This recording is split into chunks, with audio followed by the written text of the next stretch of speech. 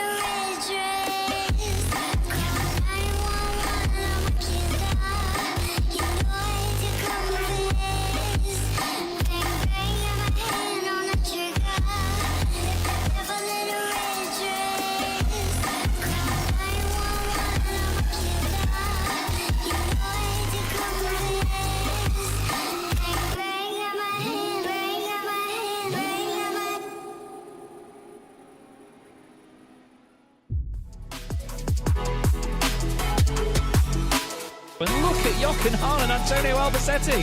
The two of them go flying through the right-hand side, then the left-hand side. Jochen Hahn around the outside, and Lucas Hahn, no father and son, come together on the exit of turn one. And the best thing about this is the fact that it's still a 15-minute sprint race. They've not extended the time of the race. It's still just like, it's going to be, what, 7 laps of Spa-Francorchamps? We get to the real nitty-gritty of motorsport. Crymsun and Smith are side by side for the title in the very final race of the season. So they go back up the hill towards the Schumacher. Nils Core clips the back at 10. Simon Povey clips the side of Nils Core. They go over the hill and Povey's around. Oh my God, that's going to definitely be the thumbnail when it hit me in the right direction. Thank you so much. 23 cars.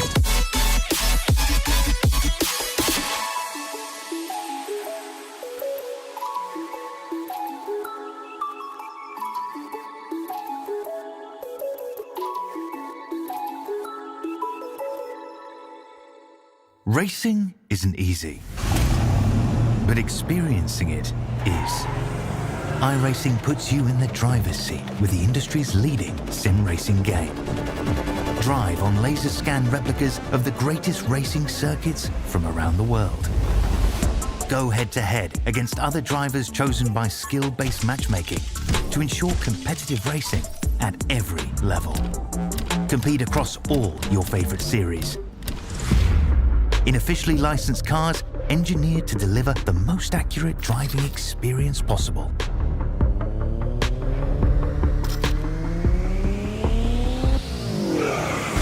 Join a race or host your own with players from across the globe. Race against the computer or in a league with friends. Feel the thrill behind the wheel. Visit iRacing.com.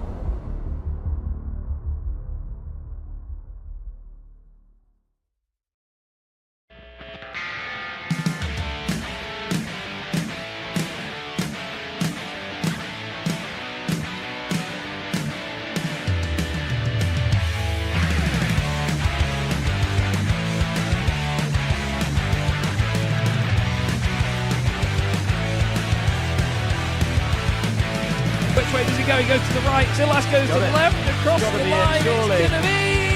Which one's it going to be in 6? Tim's going to get it to the line. He's not going to get it. Oh no, Pete Newman's around. Pretty tight. Jake back all round the outside. He's going to keep it there, and now he's going to be on the inside. Yeah, Simon Price sees a gap in the middle, decides that no, that would be mental. Big accident, Simon. Cam Dance wins. Silas Craig-Frolic wins. Jake Blackhall wins. Cranstone to take the win on his Jesper Eriksson. Two-time champion of the CDM Formula One World Championship is Cam Dance. And what a fantastic race. Amazing.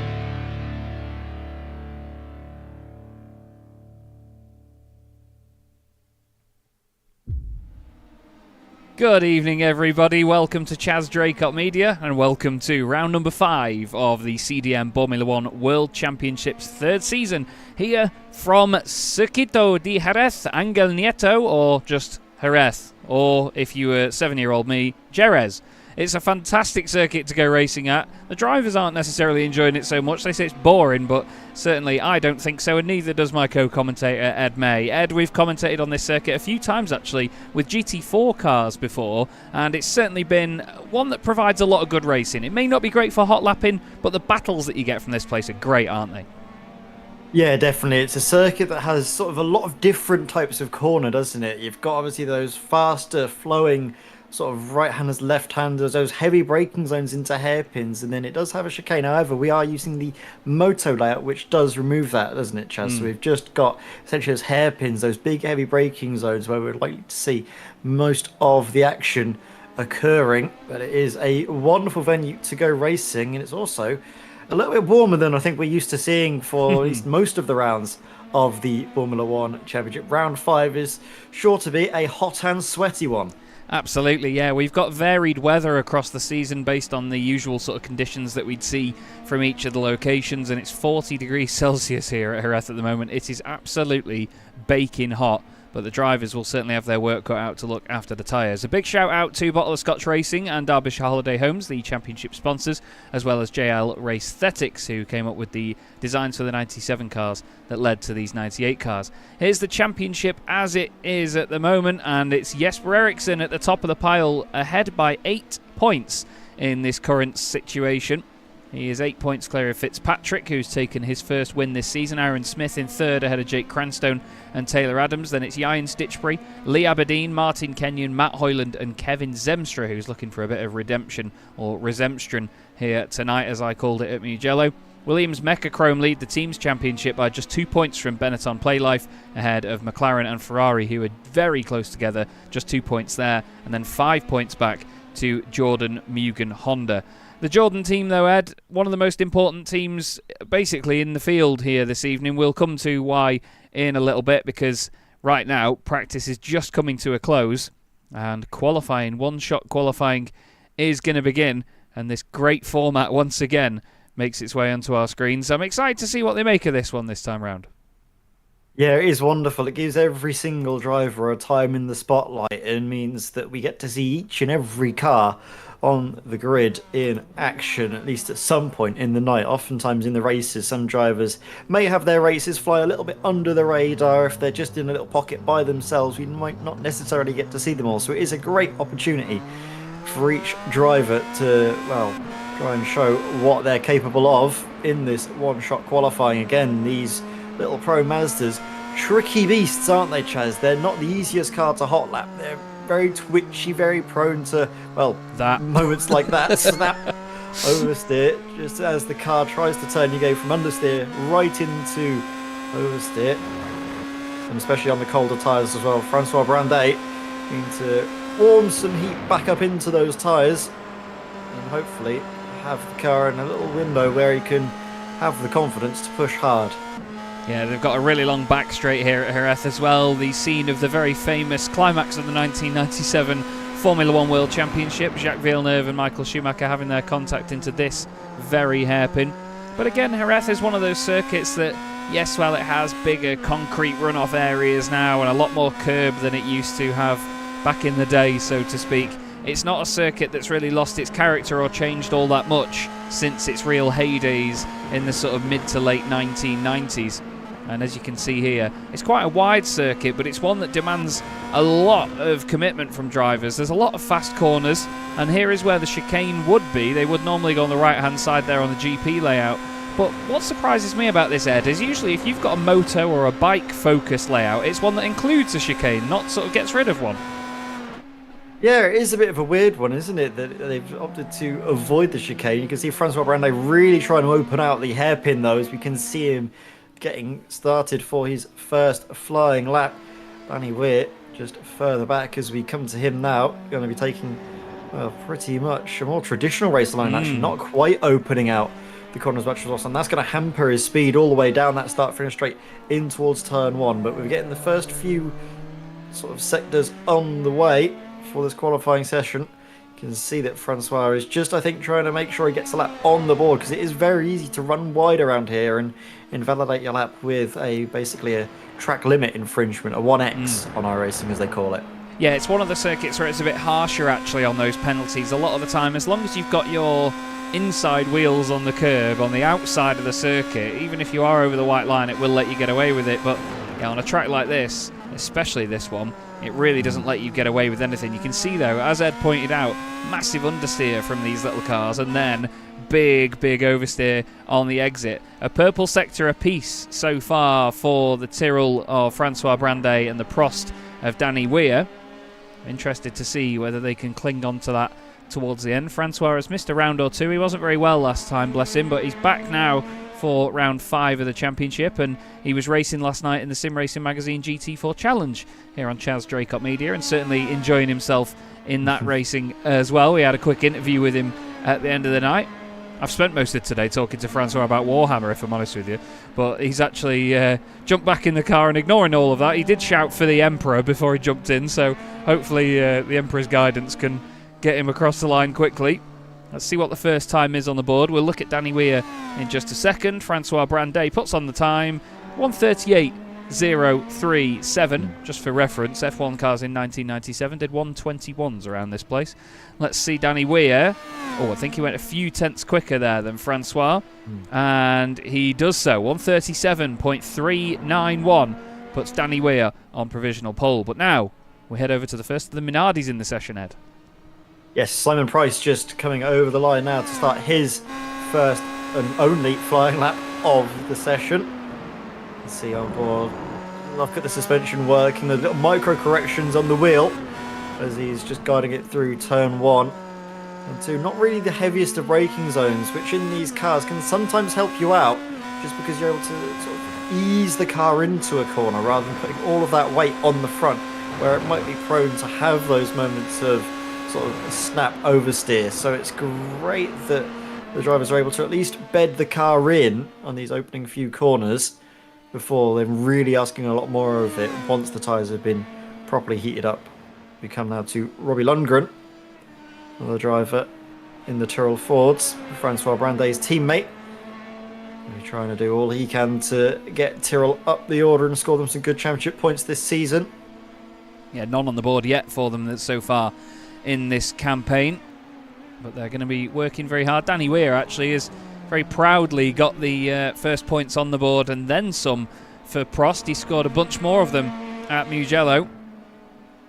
I'll be over the moon with that one. Oh, was it Philip Miles? I think it was Philip Miles, wasn't it? I do apologise. Yes, it was Philip Miles, sorry, that has scored the points so far. Sorry, Danny. I do apologise, mate. But into the final corners now comes Simon Price. 3 purple sectors for him so far. Then again, this car is going to feel like a dream as he was driving the BMW M4 GT4 Evo last night with the cream egg livery all over it, so anything's better than that. Across the line he goes. Does Simon Price go fastest? Not a purple final sector. And it's... oh, gosh, just going to say it was not a valid time, but he's done it by 0.4 of a second. Great lap that by Simon. Yeah, you can see as well just how hooked up the cars are compared to the end of their sort of flying lap as they are to the end of their warm-up lap. The heat really gets into those tyres after a good few laps. Ideally, the drivers would be able to go around one more time for the sort of more optimal tyre temperature, but of course, they have to run with what they are given on these one-shot qualifying laps. Means that it's even more of a test of the driver's car control ability and their confidence to push when the car is maybe not at the optimal operating window. Connor Hatfield now for Minardi. Going to see if he can do what his teammate did, Simon Price, and get up to the top of the timing sheets. Would be good, obviously, for Minardi to get those points on the board. It's very close, isn't it, down at the sort of lower ends of the team's championship. Prost on 4, Tyrrell on 0, as well as Minardi with 0 points to their name. So, opportunities to be gained at this stage of the championship. Still a decent ways to go, isn't there, Chaz? It's not really a foregone conclusion of who's going to be coming out on top in really either championship. That's something that we'll obviously talk about as we get later on in the qualifying session, as we see some of the bigger hitters, it's fair to say, coming out on track, and talk about the permutations for the championship then. But at the moment, Connor Hatfield not setting any purple sectors, as is John Tusting at this moment. Just personal bests. Yes. As I say that, Connor Hatfield shuts me right up. Ooh, that was close, though. That was very, very close. I wouldn't be surprised if that's invalidated his lap time there, you know. We'll have to wait and see. Just want to give a quick thank you to Ian Stitchbury, by the way, who has just pointed out this. You're going to see me do this live on air, but if you go to this and you edit this camera look, you can do is in cockpit in this car, and it makes the dashboard work better, and it changes the distortion of it. I don't know why that wasn't ever ticked on this car, but it now is. Thank you very much, Ian. I really appreciate you. Across the line he goes then. And he goes second fastest, does Connor Hatfield. What about John Tusting? That purple third sector wasn't enough to take pole there, Ed. Clearly a little bit off Simon Price.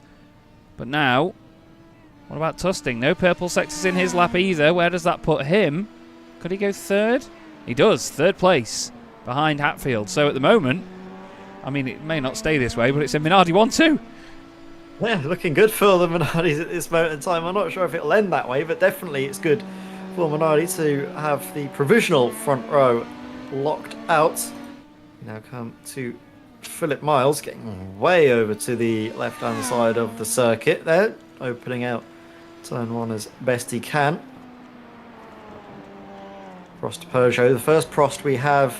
Actually, no, we don't. We had Danny Weir earlier. Sorry, my bad. The second Prost here in this qualifying session. Lovely shine of the blue, actually, since iRacing's new lighting model as well. Look at the glow on this.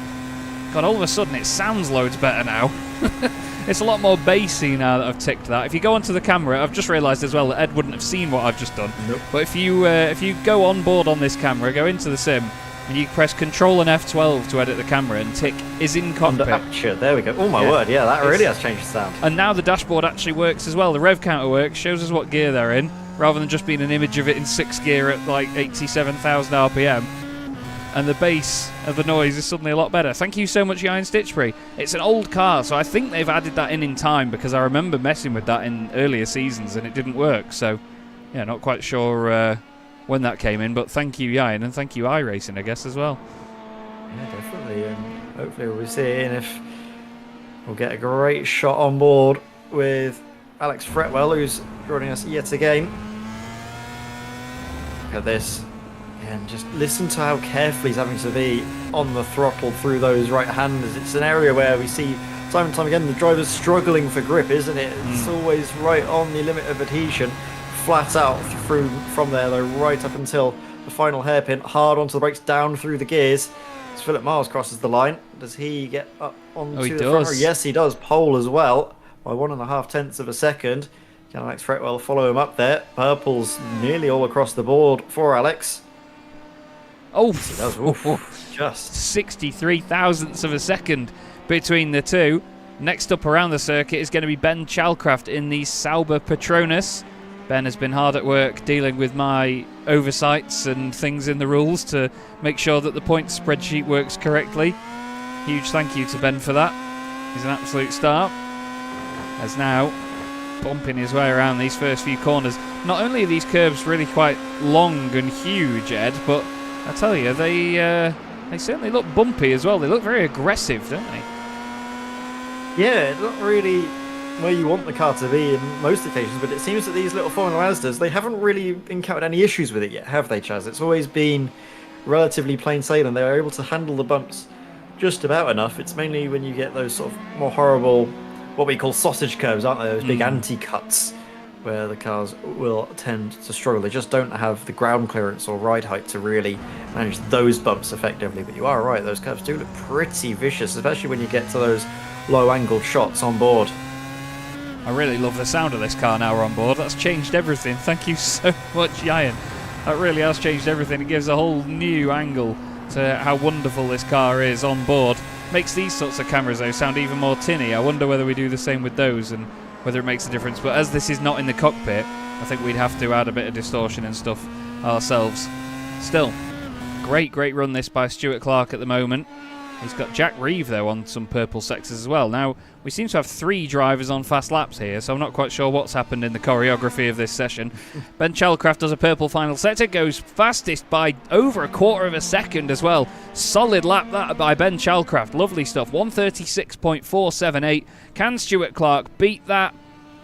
He's not. I think he's a few tenths off it at that point with that time. Yes, quarter of a second to Stuart Clark, and then I think this is the man that's gone a little bit early here, is Jack Reeve. Either that or, yeah, I think he's definitely gone early because he should be just starting his fast lap now, but he's just about to complete it. Reeve across the line. 4 purple sectors, yes. Wonderful stuff by Jack Reeve, and look at that, nearly another 5 tenths of a second. Very good stuff by Jack Reeve in the arrows. Now, I'm really interested by this, Ed. Kevin Zemstra in the Ferrari. He's looking for a bit of what I called resemstrant. And, to be honest, he needs it. He's had a bit of a poor run at the start of the season. A couple of incidents, disconnect, and then, obviously, an issue with a spin back at Mugello. But he and his teammate, Aaron Smith, were fastest, first and second in the... Practice session, yes, practice session. Yeah. I'm so sorry.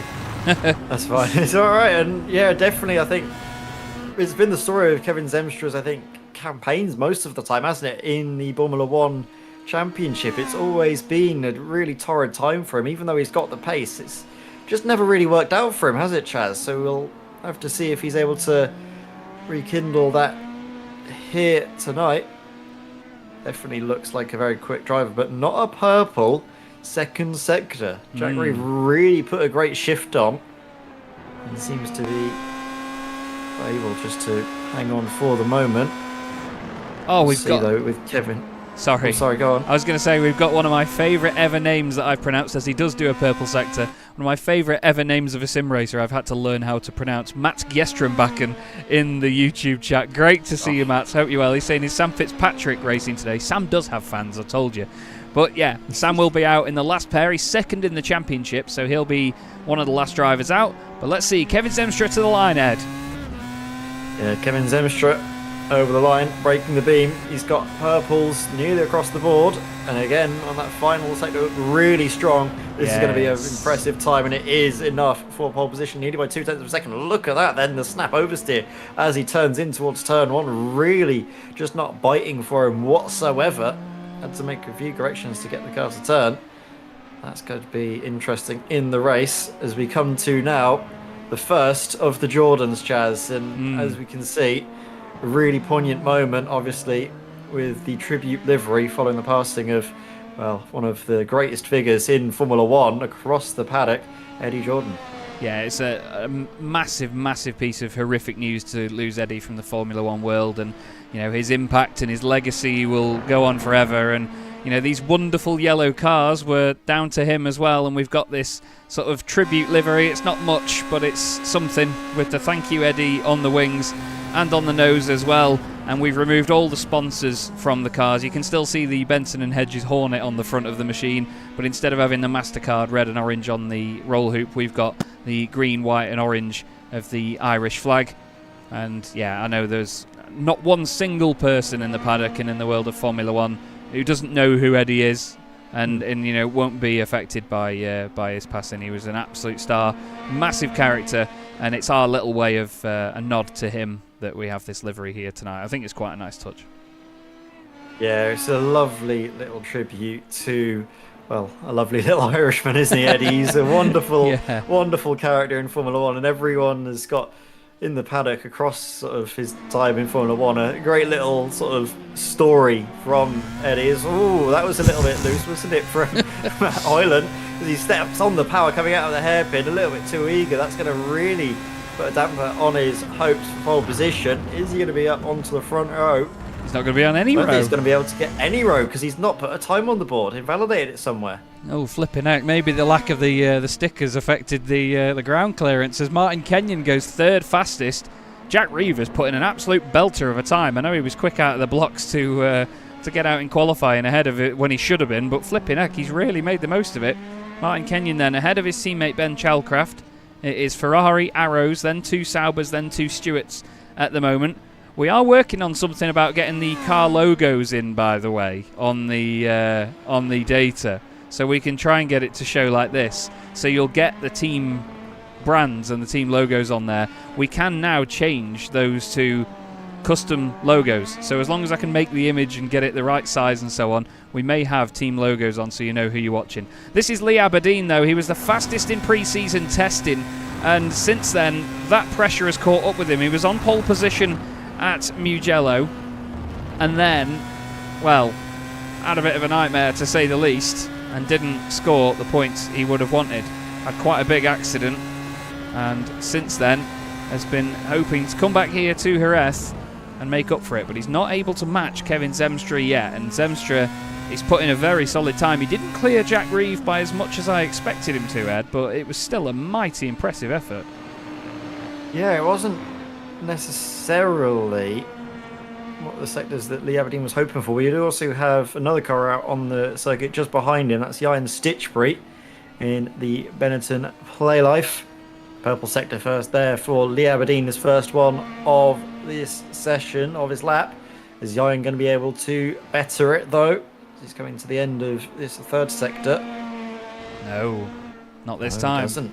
There's quite a lot of gravel on the circuit there as well, just as we cut away from Jan Stitchbury.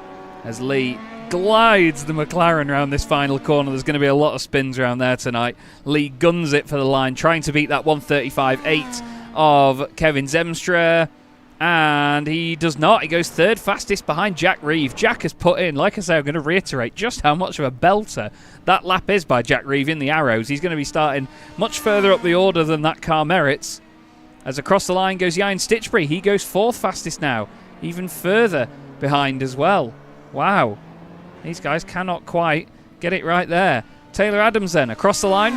The next McLaren to start his part of this session. He's got the other Jordan, Jake Cranstone, just behind as well. Jake came very close to a victory at Mugello. Only 2 drivers have won a race so far this season. And they are, of course, not Jan Stitchbury. I was going to say Jan Stitchbury's teammate, Sam Fitzpatrick, and Jesper Eriksson. Jesper not here this evening to defend his championship lead. They do have a drop round in the championship, though, so Jesper will effectively gain whatever his worst result was. He's going to gain that onto his points tally, so he may still hold the championship lead after this, because I think his worst result is third or second? Yes. Second place. Right. Second is his worst. It's ridiculous. And you mentioned, though, Jake Cranstone, close to a victory last time out, and as well, spoilers for the broadcast that was just on Chaz Draycott Media yesterday for the season opener of the Sim Racing Magazine GT4 Challenge. But he was also close to a victory, wasn't he, Chaz, last time out? He's been there or thereabouts. He's quick, but he's maybe going to be aiming for consistency over this season to earn him the spoils. But especially with, well, the big hitter Jesper Eriksson being absent here tonight, this is a real opportunity for drivers to try and take their first victory of the season. It absolutely is. Taylor Adams looks nice and tidy out of that final corner. He's going to go straight to the line on that right-hand side. Can he take pole position away from Zemstra? It's going to be close. And it's not quite enough. 35 thousandths of a second. The Ferrari remains on pole position for now. What about Jake Cranstone? He heads to the line. He's got a purple sector 1. Can he do enough about it? I think he might have just pipped him. He might have just done it, and he has 89 thousandths of a second, and Jake Cranstone puts the Tribute liveried Jordan on provisional pole position, knocking down Kevin Zemstra. What about Kevin's teammate now, Aaron Smith? He makes his way across the start-finish line, and he begins his lap with The final driver to go out in this session, Sam Fitzpatrick. Sam isn't messing about here, focuses on getting the run out that last corner, but we'll go on board with the Ferrari and see what Aaron Smith can make of this. He knows he can shred those tyres and really use them for this lap, Ed. Yeah, he's going to be trying to do everything he can to just wring the neck of this Ferrari. First sector, what is this looking like for Aaron Smith? Not a purple sector, but we know that that's not necessarily going to be the be-all and end-all. It's just about how you string the entire lap together rather than just relying on one sector. And we know that those Ferraris went very well in practice. So Aaron's got that pace in his locker, hard onto the brakes now, in towards the hairpin again. No purple sectors for Aaron Smith this moment in time. Sam Fitzpatrick as well further back. Is he putting any purples? He's got purple first sector as Sam Fitzpatrick. So Sam could be a driver to watch out for now. Absolutely could be, as he always is. He's qualified on pole so far this season, and so too has the likes of Lee Aberdeen and Jesper Eriksson. We've had only 4 races. It feels like the season's been going on much longer than that. Purple third sector for Aaron Smith. He's going mighty quickly now as well in this Ferrari, pushing on as hard as he can. It's a great final sector here because you've got so many fast flowing corners that the tyres are going to rely on so much later on in the lap, and then this really slow hairpin where again you're going to shred them to bits. Aaron is going to stick to that right hand side, is he? No, he comes across slightly. What's it going to be? I think he might have just taken second place there. No, he's done it by 80 thousandths of a second. 8/100ths, and Aaron Smith, after being fastest in practice, follows that up with a provisional pole. What about Sam Fitzpatrick? No further nice sectors. Exit. It was lovely, wasn't it? He just managed the momentum. Across the line he goes. And it's Aaron Smith on pole. Fitzpatrick, less than 2/10 off pole, finds himself in 4th position. And Aaron Smith takes his first pole position of the season, and you can tell that it means a lot to him. He's absolutely buzzing about that. Ferrari needs some good luck on their side, don't they? They've not had the tidiest start to the campaign. Aaron's got some strong results in, but yeah, I think Kevin certainly wants a lot more. But it's a Ferrari and a Jordan on the front row, then a Ferrari and a Benetton, and then a McLaren and an Arrows. Jack Reeve in that Arrows. What an effort that was. That's a real story, isn't it? Jack Reeve, that effort is so impressive in the Arrows. And I'll tell you what, as well, on the first race in Formula One since the passing of Eddie Jordan, for a Jordan to be on the front row, that's really a wonderful storyline, isn't it? Yeah, absolutely is. And it's, of course, Jake Cranstone that does that. What a bloke as well, Jake Cranstone. Incredible stuff from him. And he's never out of the question, is he, Jake? He is always in the mix. His teammate Matt Hoyland, though, complete contrast as well. He's going to be starting from 20, potentially 21st and last on the grid, because Christian Rose, who has now become a full-time driver for the Williams team, will not be taking part in this qualifying session, but he will be taking part in the race. It's an all-Stewart 6th row, as pointed out by Stuart Clark. Sam Fitzpatrick is just making his way back around to complete the lap. We did see him come to a stop, but he's got to practice this pit entry. Now, this is a talking point for tonight as well, isn't it, Ed?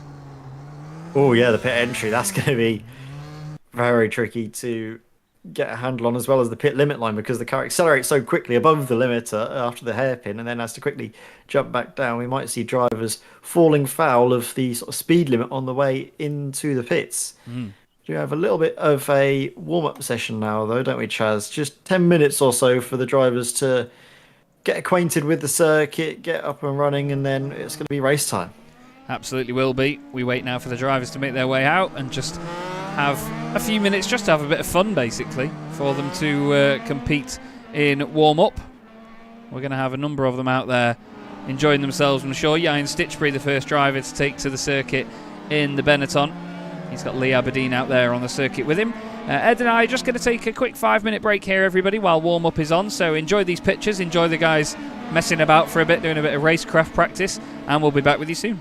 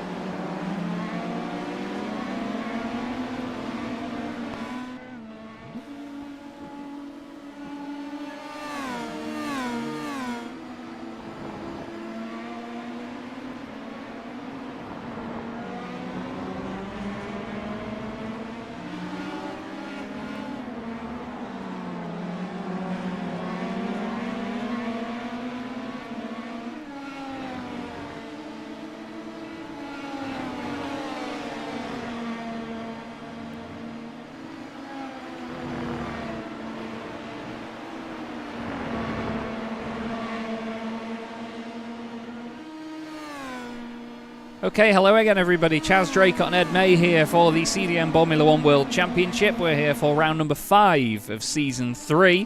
And at the moment it's Aaron Smith fastest in the little warm-up session that we have between these races and, well, the race and qualifying. And look what Chaz has done. Look what Chaz has done. Because of the paint pack being the old paint pack from the start of the season, Christian Rose is in a Williams. Well, he's not, as you can clearly see. He's supposed to be in a Williams.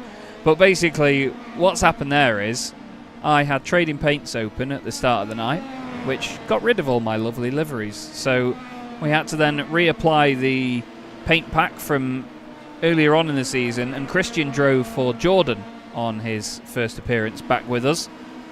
So I need to make sure now that I have his number on here. Where on earth is his number? I can't see it. I'm going mad here. I can't see Christian on our list, Ed. Still, I mean, we've got a very, very interesting race ahead of us. Plenty to think about here from, well, a lot of perspectives, because these drivers now have got hot conditions to deal with on a track like this. It's not going to be easy in the slightest, is it? There's plenty of them to sort of avoid one another on the circuit. So this is going to be a big old challenge, isn't it? Surely. There's going to be a lot to ask from these drivers, I think, to get through this in one piece. Obviously, 40 laps, I think we're expecting, isn't it, Chaz, over the race distance here tonight? Yep. Fitted with 2 pit stops in the mix as well. So we get Christian Rose reloading back into the Williams Mechachrome livery. Seeing what he can do, obviously, for Williams. Didn't get a time on the board, actually, did Christian Rose. So we'll be starting, I think, from the tail end. Yes. I'm not sure if he'll be in front of or behind Matt Hoyland. I think he'll be ahead of him. Yeah, along with, obviously, the Jordan. That's going to be a very interesting sort of final row of the grid, isn't it, Chaz? Seeing exactly what they'll be able to muster from there, fight up through the field while battling with one another. Could be a very exciting storyline, as is, of course, the pace of Jack Reeve, who continues to impress in practice, currently 3rd fastest out on track. Yeah, he's certainly doing a wonderful job here. It's a hot performance, you could call it. Track temperature, 52 degrees Celsius. That is absolutely going to melt everything in its path. That's balmy hot. But at the end of the day, that's the conditions they have to deal with. We have changing conditions at every circuit we go to. Sometimes it's going to be hot and humid, and sometimes it's going to be hot and dry like it is here at Jerez. Next time we are going to Donington Park on the Grand Prix circuit for round 6 of the championship, and it's going to be overcast and miserable there, as it so often is in the UK. But at least it's not going to be night time like it was the last time we raced at Mo Sport and Mugello. It was very gloomy, but look at how much the car goes sideways on the way into the corner. Jack Reeve it's almost like watching him go karting, this, isn't it? He's throwing the car into the corner and then just dealing with the consequences on the exit. It's brilliant. Yeah, I mean, we've said it multiple times, haven't we, Chaz, that the best way to drive these cars is a bit like a go-kart, isn't it? You sort of chuck it into the corner, you get that slip angle working, and then you sort of just guide the car through with the rear end, just slipping that little bit. You don't want to be drifting it, but you just want to get sort of the rear end a little bit loose, and that can really help you carry the momentum through a lot of these corners. Yeah, absolutely. It really is a car that you have to get used to and take time to master. It's not one that's easy to drive at all. I mean, we know many a driver that's come into this thinking, yeah, I can do that. You know, it's a lovely little Formula car. You just got to have a lot of commitment, kick its head in everywhere. It's really not grippy at all. I mean, it's absolutely on the limit. Rob Lundgren certainly is in this final sector, finding where the limit of adhesion is. And the session now will come to a close here in warm-up as, somebody in the background there, I think in a Prost, has just gone into the wall big time in the background. Might have been Ben Shellcraft, actually, that went off in that background there. But still, we don't need to worry about that now, because we need to look at our grid. And it is Aaron Smith in the Ferrari on pole position for the first time this season. Jake Cranstone, very fittingly in the Jordan, joins him on the front row. Kevin Zemstra, third place for him. He's hoping for a good start here with Sam Fitzpatrick behind. Taylor Adams and then the amazing Jack Reeve in sixth position. Lee Aberdeen, car 7, is P7 ahead of Ian Stitchbury. Then it's the two Saubers of Martin Kenyon and Ben Chalcraft. Stuart Clark in his Stuart Ford is 11th with his teammate Alex Fretwell alongside him. Following that is Philip Miles and Simon Price. Connor Hatfield and John Tusting next up, ahead of Danny Weir and Francois Brandet. Then we have Rob Lundgren and Christian Rose starting in 20th position. Matt Hoyland in the Jordan will start at the tail end of the order. So Ed, what are we expecting here then? What are we expecting? Aaron Smith on pole position, can he get the job done? He'll hope so. I'm not sure if it's going to be necessarily plain sailing though, with Jake Cranstone up alongside him. Here we go, Chaz. Race get underway, round 5. Here we go, and it's a good start for both Ferraris. Kevin Zemstra gets an absolute belter off the line, goes straight into second place. Watch Jack Reeve in the arrows. He's moving well. Cranstone has to cover the inside line from Sam Fitzpatrick, and the two of them remain side by side round turn 1. Is everybody behaving themselves further back? It certainly looks like it. The Saubers are side by side. The Stewarts are side by side as well. Look out for Matt Hoyland and Christian Rose coming through. Hoyland has already gained 4 positions, but what a start for Aaron Smith. An absolute dream getaway, and he's got his teammate Kevin Zemstra behind. This is exactly what the Ferraris need in the championship. Yes, Ferrari 1-2, as we saw in practice as well, coming into the qualifying session. We knew they were going to be quick, but right off the marks, Kevin Zemstra got that start completely nailed to perfection. And now, here we go. Is this 3 ride in towards Dry Sack? Here we go. No, not quite, Cranstone. but that's a lock up there for Cranstone. And his start of the race just keeps going from bad to worse, dropping all the way down now into 10th place from 2nd on the grid. Yeah, you only get points down to 12th as well, so he's nearly out of the points with that. He's still on for a couple if he finishes there, but there's a long old way to go yet in this race. Hoyland has now gained 5 positions in this race. Christian Rose trying to gain more further back, but we'll go back to this because Fretwell is side by side with Chalcraft. Back down the inside he goes.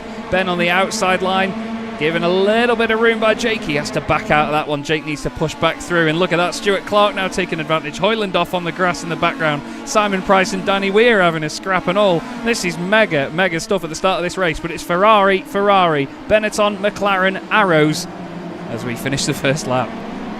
Yeah, wonderful start for Aaron Smith. Kevin Zemstra as well, helping to back up his teammate and try and keep Sam Fitzpatrick at bay. The Benetton play life looming there, present in 3rd with the Williams of Taylor Adams. Oh, sorry, the McLaren. Sorry, of Taylor Adams. Waiting the wings. We're on board with the other McLaren, Lee Aberdeen, as he's trying to chase Jack Reeve, who again, really impressive in that Arrows, hasn't dropped off one little bit and is sticking with this battle from the lead of the race. It's a long old train, isn't it? Basically all the way down. Slight gap from Ian Stitchbury to Jake Cranstone, as Jake has, I think, just managed to get back up ahead of Alex Fretwell. So Jake trying to recover some positions. We're on board though with Christian Rose as we're watching him try and make his way up through the field. A brilliant start as well actually for Matt Hoyland in the Jordan Yukon Honda, up now 7 places.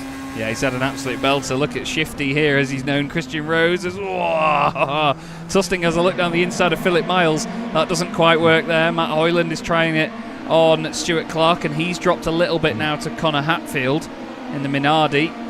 It's lovely stuff to watch though in this opening moment of the race. Sam Fitzpatrick is all over the back of Kevin Zemstra, but to be fair, the battles all the way down the order are mighty close. Nobody falling by the wayside just yet. Francois Brandet has got Simon Price right behind him. You can see the white flag and baguette emojis from here as Francois gets a little bit wide. Simon throws a few more emojis at him for good measure, as Zemstra and Fitzpatrick now side by side for 2nd position. Yeah, we go. I was about to say, actually, the biggest gap is from 1st down to 2nd, and that's probably because Kevin's had to be trying to defend more than anything from Sam Fitzpatrick, who's chasing down now. Sam got the bravery and the confidence in the tyres all the way around the outside. No, not quite yet. He's having just to concede the position for now. Doesn't want to battle too hard and lose sight of the race lead, but Kevin has played perfectly into the hands of his Ferrari teammate. just by getting his elbows out, defending hard and slowing up the chasing pack in behind that gap now, nearly over 1.5 seconds. Yeah, Aaron Smith is having the perfect start to this race that he would have dreamed of, as now Fitzpatrick puts his nose down the inside. Zemstra runs wide, but now he's going to get the slipstream back off that Benetton as they go back down the back straight. But look behind them, Taylor Adams in the picture as well. Taylor pulls out to the left. Kevin's going to get boxed in here if he's not careful. They're 3 wide down towards the hairpin, and it's Zemstra in the middle. Taylor Adams on the outside. Taylor loses out. Sam Fitzpatrick just cuts the nose off the Ferrari, and now the McLaren's back into the picture, trying it back around the outside. This is excellent racing, but you've got to think this is going to come to a head at some point. Behind them all, Jack Reeve holding on with Lee Aberdeen, Ian Stitchbury. Fretwell's going well as well.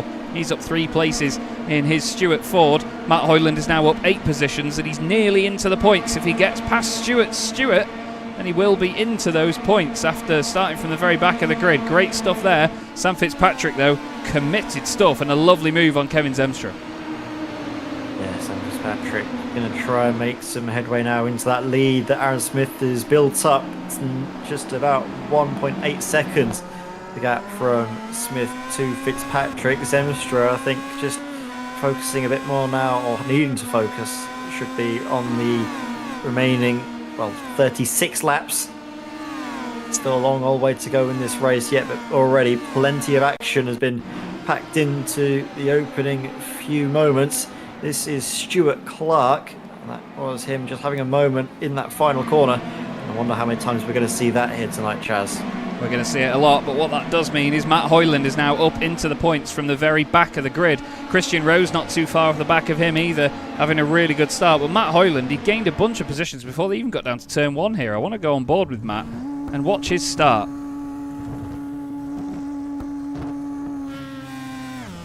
What a great launch he gets too, easily, before they even get down the other end of the start-finish straight. He's now going to look down the inside. No, that's Francois Brandet. He's going to go around the outside of him. He's then got a Prost on his right who backs it up on the apex. And then is he going to cut back to the right-hand side? Yes, and then he takes another. Lovely, lovely start that by Matt Hoyland. Great spatial awareness, good management of his space. And the McLarens are already starting a bit of a battle here themselves with Jack Reeve in that Arrows. They're saying that Arrows is way out of position, and he's doing a wonderful job in it, though, is Jack. And we've seen him do this actually a few times this season, haven't we? He's really out-qualified where that car would have put him in the pre-season testing results, and it's great to see that he's hanging with these guys now. Yeah, he's done a great job. As actually, I'm just trying to light on Aaron Smith, who over that last lap has actually been able to build a gap and even further increase his advantage at the front of the field.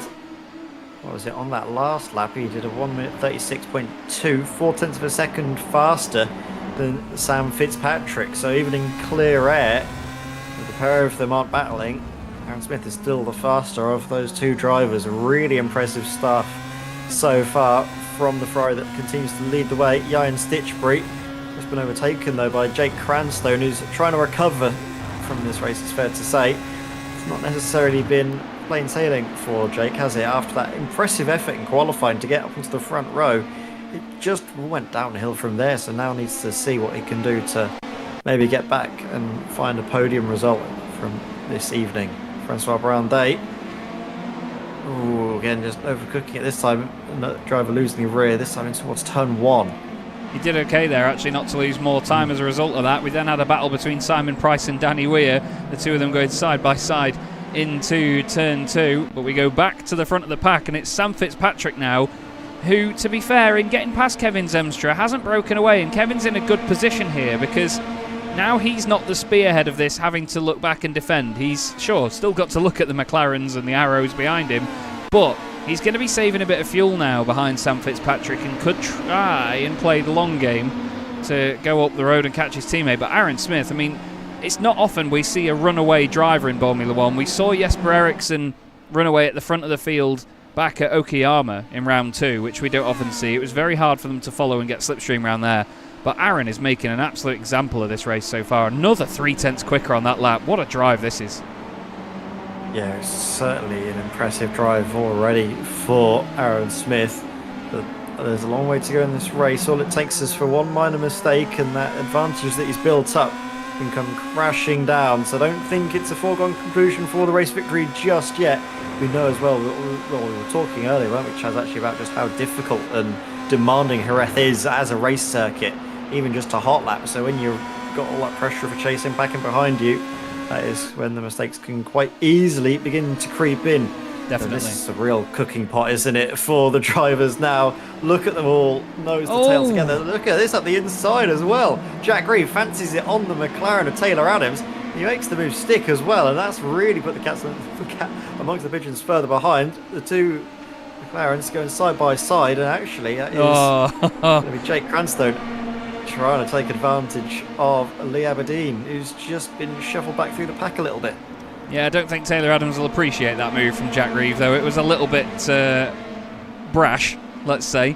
It was very late on the brakes and down the inside, and now I'm really hoping that he doesn't make contact with Kevin Zemstra. Kevin's already fed up of having contact made with him so far this season, but you can't argue with the fact that Jack Reeve is committed here. He's really on this and he's really pushing, but at the moment, well, let's just have a look back at it, shall we? This is it from Jack's point of view. Into the slipstream. It's like a late move. He seems to make it stick. But they all check up a little bit, you see. They all back off, and he just locks up a slight bit there. Just locks up that slight little bit. And Lee Aberdeen had a front row seat. They all lift early, which is why Jack closed in, and then he broke about the same point. Got it down the inside nice and tidy, but yeah, just that little lock up there is what put him wide. So I don't necessarily think it was that sort of irresponsible a move by Jack. But now, as you can see, he struggled to follow Kevin for a little bit here, and now Taylor is all of a sudden right behind him again as Lee right on the back of his teammate. Certainly a vintage F1 1998 move, yes. I think, it's fair to say. Especially to that hairpin. Especially there, yeah. This time without contact, amazingly. Yeah, and Taylor Adams says, go on then. Oh, and Lee Aberdeen puts his nose down the inside. I don't think Jack knew he was there, but somehow the two of them get away with it. I don't know how on earth they got away with that. I really don't. I want to see that from Jake Cranstone's point of view. Watch this McLaren and this Arrows. Do they just not quite hit wheels? Do they interlock with each other? What was that about? Oh, there's wheel to side pod stuff. God, I apologise for the noise I just made, but that was ridiculously close. Hopefully there's no damage done to either of those little Formula Masters. They seem to be going on alright despite knocking 7 bells out of one another. It's a testament to how both simultaneously strong and yet flimsy these things are. Danny Weir, where is he going? Back onto the circuit, there we go. Oh, Ed, he's going to slap you. Sam Fitzpatrick is running very well here, but now Kevin Zemstra doesn't have to worry so much about the cars behind for this lap anyway. He's now starting to stick with Sam and break away slightly. That big battle behind, I think Jack Reeve he's not made any friends in trying to make those moves and starting that battle, because what he's done is drag these sort of 4 or 5 cars further away from the leading trio. But Aaron Smith is about to make this a 3-second lead in 8 laps in Formula 1. That's almost unheard of, to be honest. But what a great run he is having so far here at Jerez in Spain. This is round 5 of the CDM Formula 1 World Championship Season 3. Thanks as always to our sponsors, Bottle of Scotch Racing and Derbyshire Holiday Homes. Massively appreciate your support as Lee Aberdeen tries to look down the inside, and well, he's just done himself in there because Jake Cranstone, oh my god, Jake Cranstone makes it through, but at what cost? Flipping heck. New overalls, please. Nearly completely took Jordan out of the equation there. Jack Reeve is struggling now, and look at this. For a moment I thought Jake Cranstone was going to fancy a little look up the inside. Jack's just trying to make this Arrows as wide as he possibly can, but credit to him, he's defending strongly while not losing sight of the McLaren up ahead. So he's managing this race pretty well as Jack, even despite how, well, action-packed and stressful it is, at least from our point of view in the comms box. Oh, dearie me. Now, there was a tiny noise of contact there. There was a tiny sound as if the two cars had touched, but there's no visual damage on either of them, so I'm not quite sure what's going on there. Martin Kenyon, has just come into the pit lane. He's the first car to enter the pits here at Jerez. Maybe trying a bit of an undercut, Ed. They can pit any time after lap 8. Yes, so this is Martin Kenyon deciding now is the time to maybe get out of a fight that he doesn't want to be in. Yeah, true. And see how he can do in clear air, because that can be a thing around here. You can get easily sucked into the battles, as we've seen already this race with the likes of Sam Fitzpatrick and Kevin Zemstra. It looks like they're getting ready for round 2 here for the second place fight. Yeah, Sam trying to break the slipstream, moves over to the right-hand side.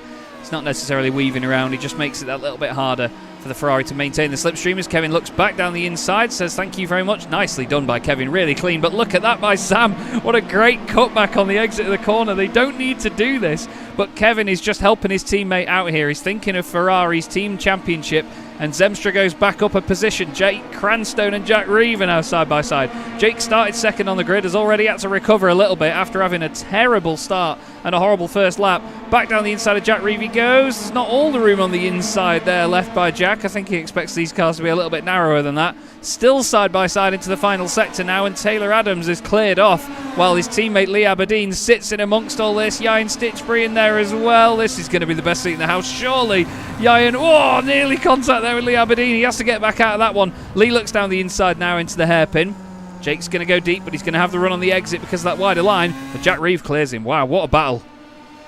Yeah, but look at that run now in towards turn one. Are we going to see Jake Cranstone fancy a little dart to the inside? No, goes to the outside. I think he was hoping to jink to the inside, but then with that McLaren just waiting in the wings, he can't really commit to it. But around the outside, he's still got the overlap, just forcing Jack into these compromised lines. But look at how much they've already dropped back from that battle for second place now, as it's a three-way fight between Kevin Zemstra, Sam Fitzpatrick and Taylor Adams. Yeah, Taylor Adams has done a great job, it must be said, to catch back up to those guys now and get amongst that fight again. Jack Reeve isn't leaving Jake Cranstone any options here. It's just about what's acceptable from Jack. He's really squeezing him at points, but this is a mega battle between these guys. Really good fun to watch indeed. Just hoping that this continues on cleanly as Jake Cranstone now looks down the inside into the hairpin, nearly contacting again. Jack holds on with that wider line. This is a mega defence. And now, by the way, that there's been that battle for second place, Aaron Smith is clear of Kevin Zemstra by 4 seconds in the Ferrari. Yeah, that's so impressive. But yeah, you can definitely see that it's maybe not authentic for an Aris to be up there as high as 5th place for a 98 F1 season, but definitely authentic for how hard Jack is defending in that Aris, because if you can guarantee either of those drivers found themselves up in those positions, they'd be given everything to try and hang on to those points, which would mean so much for the team. So Jack really doing everything he can as the drivers up behind throw every bar in the kitchen sink in his direction. To be fair, the carbon fibre gearbox will fall out of it soon, and that'll be that. There is a battle further back as well. Alex Fretwell ahead of Matt Hoyland, who has gained 11 places in this race. Thank you, Eddie, indeed, for the amazing car that he's given him. Christian Rose has gained 9 places and is into the points. Ben Chalcraft is just about still in the points. He's actually dropped 2 places from where he started, but then again, when those 2 places are only to Hoyland and Christian Rose, who are the 2 biggest movers in the field by an incredible margin, no one else has gained more than 3 places actually. Fretwell has gained 3 as well, so yeah, fair effort by Ben Chalcraft. But yeah, Aaron Smith 4 seconds clear. This is probably going to be the most boring Formula 1 race he's ever had, and I'm not sure he's going to complain about that. No, definitely not something we're likely to see Kevin be too upset about. Or, sorry, Aaron be too upset about. Kevin's definitely... I don't think he'd be upset either at how it's going, to be honest. He may have had to work hard, but he'll be happy to be running in second place. Oh, absolutely. And I mean, with Kevin, he's never really, especially this season, had any sort of fortune come his way, has he, Chaz? No. Been up there, he's certainly shown plenty of pace. It's always why we oftentimes see him in the Ferrari, which he isn't necessarily the biggest fan of. He never really wants to be in the Ferrari, but he pre-qualifies impressively, and that's why he finds himself up towards the end where you often find the Scarlet Ferraris up at the top end of the field. So he's basically suffering from his own success, but it's a nice problem to have, isn't it, really, if you're Kevin Zemstra. Now just needs to focus on the problem that he's currently enduring, which is, well, a Benetton and a McLaren-shaped problem right behind him. Ooh, that little off there for Fitzpatrick is going to help him for maybe a corner or 2, as long as he can keep it tidy. Just looking back in the history books of Formula 1, and Kevin Zemstra has 2 race victories to his name. He won the final round of the season in Japan last season, actually, in Season 2. And he also won in Austria in Season 1. So he's won 2 races before, but I tell you, he's had to work for it, as Jake Cranstone has now got past Jack Reeve, finally, after all their ding-dong. go. It looks relatively simple, doesn't it? It was Crymsun up the inside in towards turn 1. Doesn't quite get it done immediately, but then in towards the second right-hander. He was done and dusted. Yeah, indeed, and to be fair, Jack Reeve is actually still battling away with Lee Aberdeen, as well as Lee tries everything he can to get away from the position he started the race in. Funnily enough, Jack, Lee and Yayan are 3 of very few drivers that are currently where they started this race. Jack is not giving an inch, is he? You can see there he's still committed to the corner, even though Lee put his nose down the inside. He's not letting these guys get away with anything. Really not. So many drivers have been having some great races so far this season. Oh no! Oh no! Oh, Lee this Aberdeen. Is not a good one for Lee. Hard into the back of Jack Reeves' arrows. Up over the rear wheel he goes. And that is going to go down very, very badly indeed. Christian Rose, I think, out of just seeing the drama, dives into the pit lane. Lee Aberdeen, well, the rear wing has gone back on it. And how broken is it? But again, Lee, fastest in pre-season testing. Whoa, but with a broken car now. That was a sickening hit, that one. Yeah, I don't know what more extreme version of cold sick is, but it's going to go down. Maybe like a cup of warm excrement. That's not good at all. I don't know even what caught him off guard there, because I think, to be honest, it didn't look like Jack broke that much earlier. And then, whoa, that's a scary sight from Jake Cranstone's car. We haven't actually seen it from the exterior shot yet, to be honest with you, but you can see as they hit the brakes, it's about the same point, but I don't know what Lee was thinking, what he was focused on, what was going through his head. Just gets caught up maybe, I'm not sure. Just one little lapse of concentration, maybe second guessing about when he's expecting to come into the pits, maybe even a little bit distracted by coming into the pits ahead of him. Sorry, bear Zemstra's lost second place here to Sam Fitzpatrick. Oh, he had a little wobble on the exit of turn 1, and Sam needed no further invitation. Look at that. Great stuff by Sam. Puts the car in a place where Kevin can't get him back either. Wow. What a dramatic moment, isn't it? Lee Aberdeen out of the running just in an instant. Well, he's still in the points, you know. Even though he's dragged it into the pits with that damage, which will obviously get fixed. We'll go on board with him. You can see how much the wing is bent out of shape.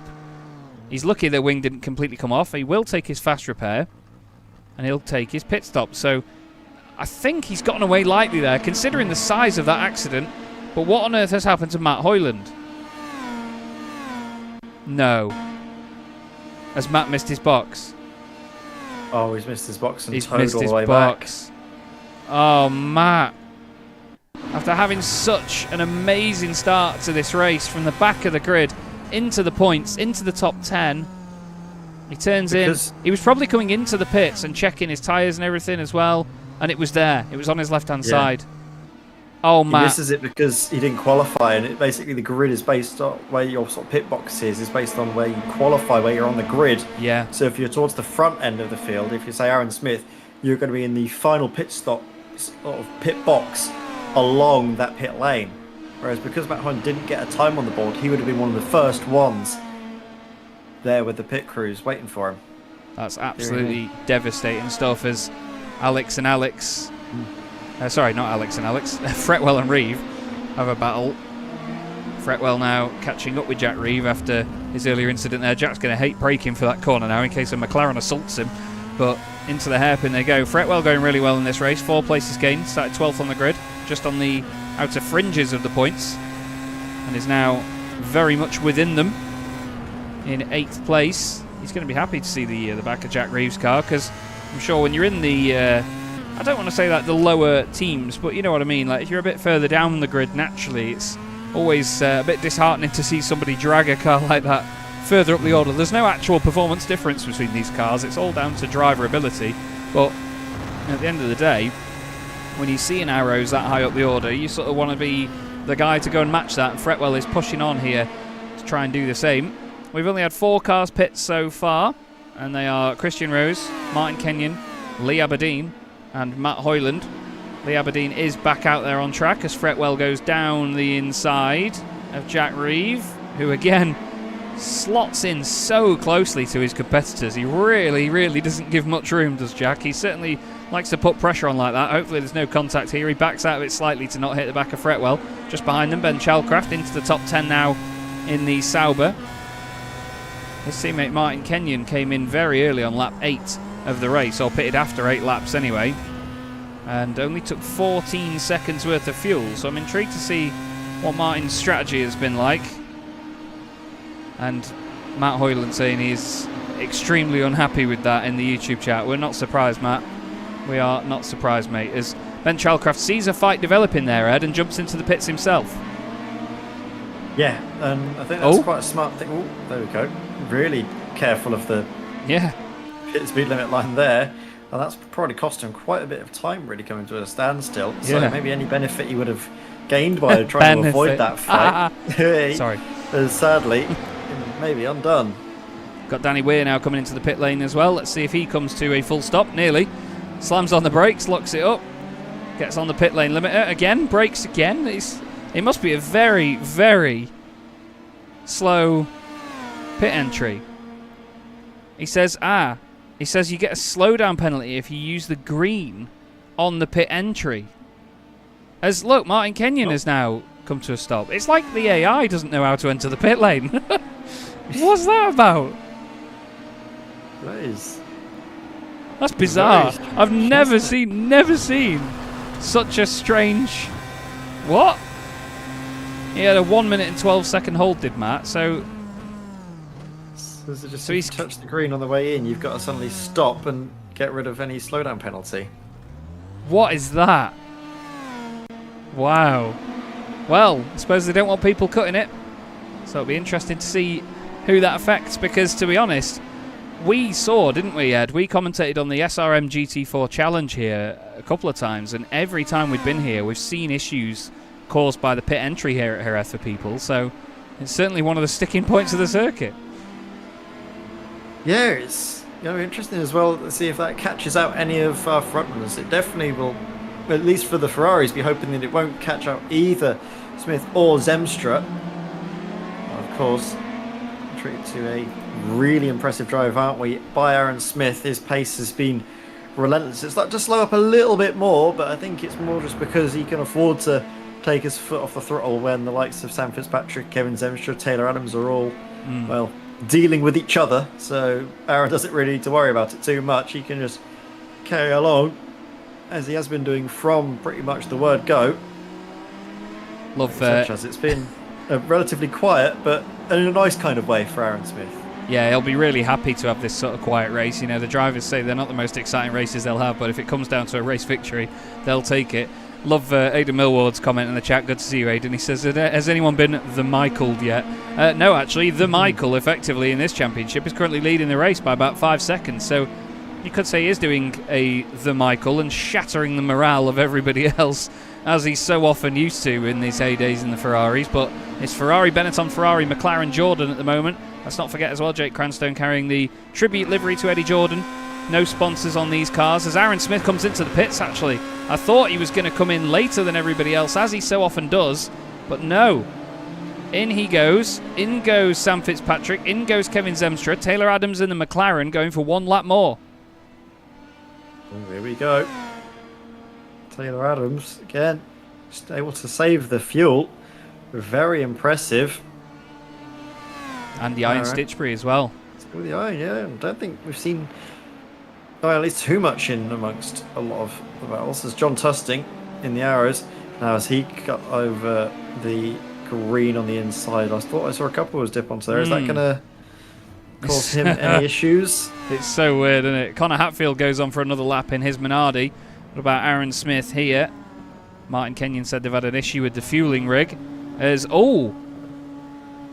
Aaron Smith has absolutely blown his lead to pieces. Sam Fitzpatrick leads the Grand Prix effectively. Sorry, Borprix. Kevin Zemstra is now in second. And where is Taylor Adams as well? Oh yeah, Taylor Adams carried on. Shut up, Chaz. You're an idiot. Aaron Smith is still sat there. Didn't I just say that he'll be hoping that won't affect Aaron Smith or either of the Ferraris for their race? And all of a sudden, if he's going for it into being 1 minute and 2 seconds here, if he goes at any time now, yeah, he's sped on the way in. That is absolutely heartbreaking for Aaron Smith, who was leading this race so comfortably. One of the most comfortable leads we've ever seen in Formula One. As Jack Reeve, after rejoining, after his pit stop, has dropped it at turn 1. Taylor Adams now into the pits. I'm intrigued to see where Taylor comes out here. John Tusting also. Yeah, he must have had the same. John has been in for about over a minute as well. And I think that's what it gives you, because you haven't served that slowdown on the way in. So they have to be, and I did say it to him in the driver's briefing, the pit entry here tonight will affect you. Practice it. And there you go. Some of them haven't found out. The Iron Stitchbury has continued on for another lap here. Connor Hatfield has also come into the pits in the Minardi. Now Sam Fitzpatrick will effectively lead this race from Kevin Zemstra. Simon Price on his way out of the pits now. Let's go on board with Sam Fitzpatrick and see. Where is that McLaren? There he is. So Sam goes through into the race lead now. Taylor Adams filters in as if nothing happened, right behind Kevin Zemstra. He's actually looking down the inside of Kevin Zemstra already, straight out of the pits and straight into an attacking move. That's remarkable testicular fortitude from Taylor Adams as Kevin Zemstra runs a little bit wide. The Ferrari and the McLaren side by side now. It's a shame it's not a Rothmans Williams, we could just smack him into each other and have at it. But to be honest, this is the battle we want to see. These two absolute titans in each series. We've seen them in before, but Fitzpatrick getting away. Chaz, hang about here. Iron Stitchbury still leading the race with 19 out of 40 laps. He's yet to pit. Are we going to see a one-stop? Oh, they all do.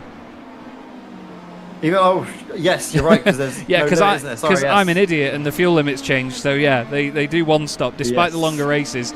They do just one stop. Now let's go on board with Iron. Let's see if he knows what green is. Yes, he does. Then again, he's Welsh, so of course he does. Yeah, right, into the pit lane. He's probably colourblind to it by now. It's like white noise. But Sam Fitzpatrick into the race lead once he goes past his teammate. But again, this is perfect scenario for Sam because he is now doing what Aaron Smith did and breaking away from Kevin Zemstra. The even more heartbreaking thing for Aaron Smith is he's not in the points either. Connor Hatfield is in the points in the Minardi, and he's not in the points, I do apologise, but he is 8 seconds up the road, and it's 14 seconds to the next point scoring car, which is Philip Miles. Everybody is pitted now, well, nearly, as Iron Stitchbury heads out. His teammate goes through, so too does Zemstra, Taylor Adams. And what about Jake Cranstone? He's going to go by on the right hand side. Christian Rose, by the way, what a drive he's having. It does beg to, you beg to think now where Matt Hoyland would be if he'd have not had that issue in the pits. Christian Rose, from 20th on the grid, is currently running in 6th place after the pit stops. And Lee Aberdeen, considering the size of the accident he had with Jack Reeve earlier on, he's up in 7th. Some mega efforts here this evening. Really dramatic turn of events though, isn't it, Chaz? Of course, Aaron Smith, just seeing him drop through the order, just seeing where he can make some headway. He's quite a ways away actually from the points, around about 14 seconds. Yeah, I was just saying, it's Philip Miles, the next car that he needs to really focus on, isn't it? Yeah, not good at all for Aaron Smith. Just seeing as well what the progress has been for. I was also looking at the two Jordans. Jake Cranstone, he's not a million miles away actually from a podium, is he? No. And then, well, the other Jordan, Matt Hoyland, seemingly out of the race, unfortunately. Yeah, Matt gave it up after his pit lane issue as Taylor Adams has had a right old fight with Kevin Zemstra. Down the inside he goes. Thank you very much. Have some of that. We have got a fight going on between Philip Miles and Stuart Clark, though, further back. These are the final 2 point scoring positions. Now, it's very easy from where Philip is now to push this car too hard and overdo it. Philip does have his first points in the championship, 4 on the board for Prost so far. The only teams not to score so far are Tyrrell and Minardi, but Hatfield in 13th place. He's on the brink of points for his team for the first time this season. Lundgren and Brandet not too far out of the picture either in 15th and 16th. Great to have Francois back in the championship after his illness last time round. They've both gained 3 places actually, both of the Tyrrells. There they are, with Danny Weir just behind. Simon Price, I think, had a bit of a drama earlier on. He's dropped about 16 seconds off the back of John Tusting, although no, he had the same pit lane infringement. There's 3 of them. Simon Price, John Tusting and Aaron Smith have all had the same problem in the pit lane, and it's absolutely devastating to see it rip apart the race lead and the hard efforts of Aaron Smith. But again, you know, I'm not saying I told you so, but I did mention to the drivers that we'd seen it cause incidents, we'd seen it ruin races in the past, and they need to be sure of that pit lane entry. And unfortunately, with, well, I'm not saying they didn't practice it, but with little practice to it, that's the result. Yeah, seems to be the case, but still for Arrows, this will be a decent haul of points if he's able to keep it going. Danny Weir. Oh, a little bit of... Oh, and then afters. I'm not sure if that was necessarily malicious by Lundgren. what on earth was this about, boys? Danny Weir then in the tyre tracks of the Tyrrell gets some room, but he starts coming over to the left. There's a little tap, and then he locks it up. Yeah, and then he's just lit it up. And I think he's tried to get going again, but that left rear is very, very broken. Yeah, that's not going to go anywhere anytime soon, unfortunately, for Danny Weir, and his Spanish Grand Prix is very much over with that. Here we go, though. Battle for second place rages on. Taylor Adams ahead of Kevin Zemstra. All the while, Sam Fitzpatrick leads the race now by about 4 seconds. Well, this is a real key moment in the championship, isn't it? With likes of Jesper Eriksson not in attendance here tonight, a real opportunity for drivers to try and make some big headway in the championship order. So it's gutting for Aaron Smith to currently be not sort of out of the championship point scoring positions. Sam Fitzpatrick, though, he's going to be in a great place. He came into this second place by around about 8 points, wasn't it, Chaz? To Jesper Eriksson. So can really make a good little bit of headway up into Jesper Eriksson's championship lead at this stage of the season. The thing is, Jesper will obviously use his drop score for tonight, and I think his worst result is second place, so he'll still get 12 points out of tonight, effectively, added back to his total.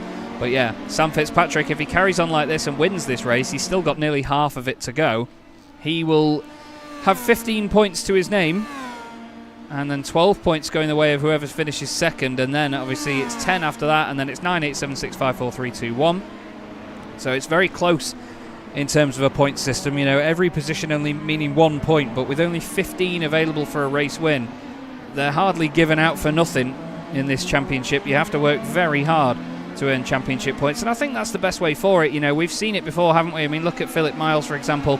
He got his first championship point on the board and the first championship point for Prost a few rounds ago, and it was such a celebrated championship point because of the fact that it can be so difficult to get into that top 12. You know, we've seen Simon Price score points in the past in many a championship, and you know, when you just get that 1 point, it makes all the effort that much more worth it. You know, you don't get 35 points for finishing in 53rd position like we've seen in a lot of other series.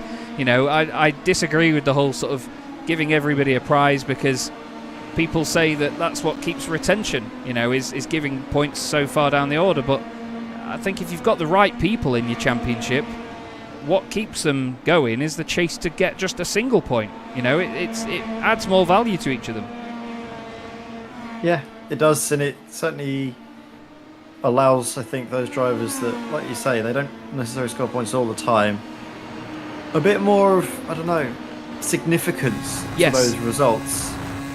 Whereas sometimes the drivers, they'll have their best result of the season, but to them it's just another sort of few points to add to their total already. You want drivers' best results of the season to get them those couple of points that they need, that they haven't gotten all season, and then that really sort of gives them that sense of satisfaction. It sort of gives them something to chase, I think, is the main thing. Yeah, absolutely. You've got to have that sort of that carrot on a stick, as they say. You know, you've got to be able to chase something down. Speaking of chasing down, Jake Cranstone 0.7 of a second faster than Taylor Adams on that previous lap. Taylor and Kevin obviously lapping together at the moment. Taylor trying his best to get back ahead of the Ferrari, but sitting in the slipstream and having to brake a little bit early is not working out for him at the moment. Jake is really pushing this Jordan. He started second on the grid, so he's obviously got a bit to make up for and a bit of time to gain back, but he's done a really good job at regaining those positions, hasn't he? Because it was this hairpin where he locked it up on lap 1 and dropped almost out of the points.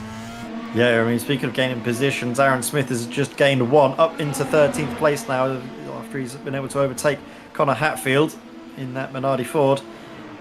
Yeah, Connor, the driver that we said, was just trying to chase down those championship points, be the first points on the board for Minardi. Doesn't seem like it's going to be the case here tonight for him, unfortunately, as Aaron Smith has just gotten up ahead of him and will instead set his sights on Philip Miles and Stuart Clark up ahead, who we said were already having their own little fight. Here we go.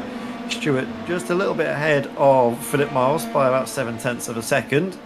So that's another battle that we'll keep our eyes on. But I think the main real sort of area of action is in that second place battle, isn't it, between Kevin Zemstra and Taylor Adams, which could be getting a third party mixed in with that Jordan of Jake Cranstone.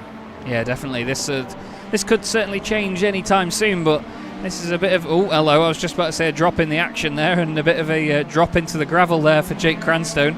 Yain Stitchbury's got company as well, actually. Christian Rose from 20th on the grid, 14 places gained, running really well at the moment in 6th place. Alex Fretwell is going well too with 4 places gained, and then it's the 2 Tyrrells with 3 places gained each so far. They're having a bit of a lonely run, as Lundgren, as you can see, carrying the front wing damage from the earlier contact with Danny Weir. He's still pushing the car like mad though, absolutely everywhere, as you can imagine. And now look, Yain Stitchbury all of a sudden will be under pressure from Christian Rose. We'll see what Christian does about the Benetton in front of us. Oh, Yain brakes early. I think maybe, is he playing the long game here? He wants to sit behind Christian now? Could be the case, actually. Maybe he just realises as well Christian's pace over the course of the entire race has just been really impressive, almost electric. And I think with the time left in the race, as you can see, it's around about 15 or so. Oh! Ooh. Oh no! That's a hardware issue, that was. That wasn't... Now, when it's coincided blinking with the car making, you know, strange movements like that, that's more likely than not a hardware issue for Christian Rose instead of a connection issue. And he's dropped a number of places. Impressive awareness from Christian Rose. As soon as he had that moment, he basically straightened the car up, went off the circuit, out of the way, as to not really impede Yain or have any sort of contact with him, as well as rejoining the circuit, staying way off onto the grass and out of trouble. But that's really done a dampener on Christian Rose's his hopes to get something back out of this race. Oh, look at that. Wow. That's scary for Yain Stitchbury. Very scary, but you know what? He'll thank his lucky stars for that one. He's back up into 5th place. It's great to see that Christian is still running, but you've got to hope that whatever issues he's just had do not repeat themselves, because that is a scary thing to have going wrong. Still 14 laps to go here in the 5th round of the CDM Boremula 1 World Championship. Certainly a long old race, this one here at Jerez. They're all around the same time though. These races all about an hour long. We've got, well, maybe about, actually we've been racing for 42 minutes already. So it is proving to be quite the lengthy race, but they're all the same distance, all 175 kilometres. So it's just down to laps rather than a timer that ticks down. But yeah, seemingly quite a long race this one, because even if we went 14 more minutes, hello. Ooh, to be fair, that'd be 56, and then yeah, it'd be just over an hour. Anyway, shut up, Chaz. Jake Cranstone down the inside of Taylor Adams. What a move that was. As now, Taylor says no. I want it back, please. Gibb. No, backs out of it. Jake's saying not on your Nelly, is he? He's really fighting for this. An amazing drive up through the order after that setback early on. He's almost back to where he started this race. Let's not forget he was on the front row alongside Aaron Smith. That's Rob Lundgren. Well, that's his race. Over and done. I think he's going to clip the gravel here or the curb, and it's just going to spit him. Oh no. Oh, and he's gone hard left. Whoa. That looked... That looks almost hardware like related. yeah, that looked like he got force feedback or something off the curb, and it's triggered the wheel to go fully left. Yeah, look at that. That's hardware. You can't spin a wheel that fast in that strength. And the throttle's still open as well. Oh, that's devastating again. Another hardware issue. Could we blame the heat of Spain here, Ed? Yeah, I think that's something we can certainly blame. It's certainly the hottest race of the season, as the action is certainly staying spicy as well. Alex Fretwell and Jack Reeve, the arrows trying to go up the inside of the Stewart, and I think he's just going to be able to seal the deal. Lovely battle though, and Jack Reeve again in this arrows, proving to be one of the stories of the night. But Alex, he's not forgiven this one up, is he? Right up the inside again, right back at you, he says. Another. Oh no! Oh dearie me, no. Oh. And again, it's that gutsy performance from Jack Reeve. He never wants to give up a position and often finds himself in scraps as a result, but somehow that arrows keeps going. Yeah, I don't know. You couldn't, as my favourite commentator Charlie Cox would ever say, you couldn't kill that thing with a stick, could you? Absolutely brilliant battling though between Alex Fretwell and Jack Reeve. But I hate to sound negative about it, but I think with how tightly Jack has been squeezing all night and how little space has been given, it was coming. And I think you'll see here the two of them. I mean, look at that there. You could argue as well that Fretwell didn't leave much room, but I don't know where Jack expected him to go there, I'm afraid. He's very lucky that he didn't get completely spun around, though, and he remains inside the top 10, so not too much to moan about. As, Fretwell makes a bit of a mistake there. Can Christian Rose benefit from that and get back up into 7th place? So, Christian Rose now on board. Back again with the Williams Mecha Chrome car. It's been up and down race, hasn't it, for Christian? Fair to say. He's going to go for this. Certainly more up than down. Oh, So he's going to go for it. I think he's a little bit more cautious, especially following the hardware issues. Maybe just being slightly more cautious as not to affect anyone else's race as well as his own. very true. Very true. In the lead at the moment, by the way, Sam Fitzpatrick now 6 seconds clear of the battling Kevin Zemstra, Jake Cranstone and Taylor Adams. Lee Aberdeen has just got past Jijn Stitchbury for P5. Jijn Stitchbury had a moment just there. He's had a spin. Now this is the corner Ed and I were talking about before the broadcast. Caught many drivers out in the SRM GT4 Challenge. Lee Aberdeen says thank you very, very much. This is still going on though. Alex Fretwell, Jack Reeve back for more down the inside of Christian Rose. And Jack has not made many friends tonight, it's safe to say, Ed. No, definitely not. I think it's fair to say. I'm going to be very polite and just say, agree with you. Oh, yeah. There we are. I mean, there is a lot of netcode involved, to be fair to Jack. I was unfair in my first assumption there, as Francois Brandet has now jumped to the pits. What on earth has happened here? I don't know what on earth has happened here. Apparently John Tusting went past Francois. Somewhere here. Seems not. Not sure. See him? Yeah, connection dropped due to upload packet loss. So Francois Brandet, connection issues. Again, hardware issues. It's seemingly, like you mentioned earlier, Chaz, the heat getting to the drivers. It's not getting to Jake Cranstone, though. It's up the inside of Kevin Zemstra. He goes, and now into that second place where he started the race. He's going to see if he can close down on Sam Fitzpatrick, but it's going to be a tall order, especially with the Zipstream, as strong as it is, and Kevin Zemstra hungry for that second position. Yeah, that's mighty, mighty close stuff, isn't it, between these boys as Zemstra tries to go deep into the hairpin just to hold off Taylor Adams for as long as he can. Sam Fitzpatrick leads this race by over 7.5 seconds right now. He's doing an incredible job. What about Taylor Adams, though? Right behind this Ferrari, nearly pushes Kevin Zemstra, nearly gives him a bit of a bump draft. Kevin has to be careful not to check his mirrors too much here, and same with Jake Cranstone. I imagine these tyres feel like absolute backside right now, to be fair, with 10 laps still to go here at Jerez as well. This feels like a random endurance race thrown into the middle of the season, but we are not quite done yet. It's going to be just over an hour, this one. Like I say again, 175 kilometres from all of these, and it's still mighty close. We need to look a bit further back here as well, Ed, because Aaron Smith is on the brink of getting into the points now. He's caught up with Philip Miles and Stuart Clark. Can he just salvage an individual point from what was an epic opening half of this race? It looks like he will. He's definitely got the pace to do so. He's just got a couple of cars in his way, but you imagine with Aaron Smith and how comfortably he was leading the race earlier, you should be able to get ahead of the Prost and the Stewart relatively quick.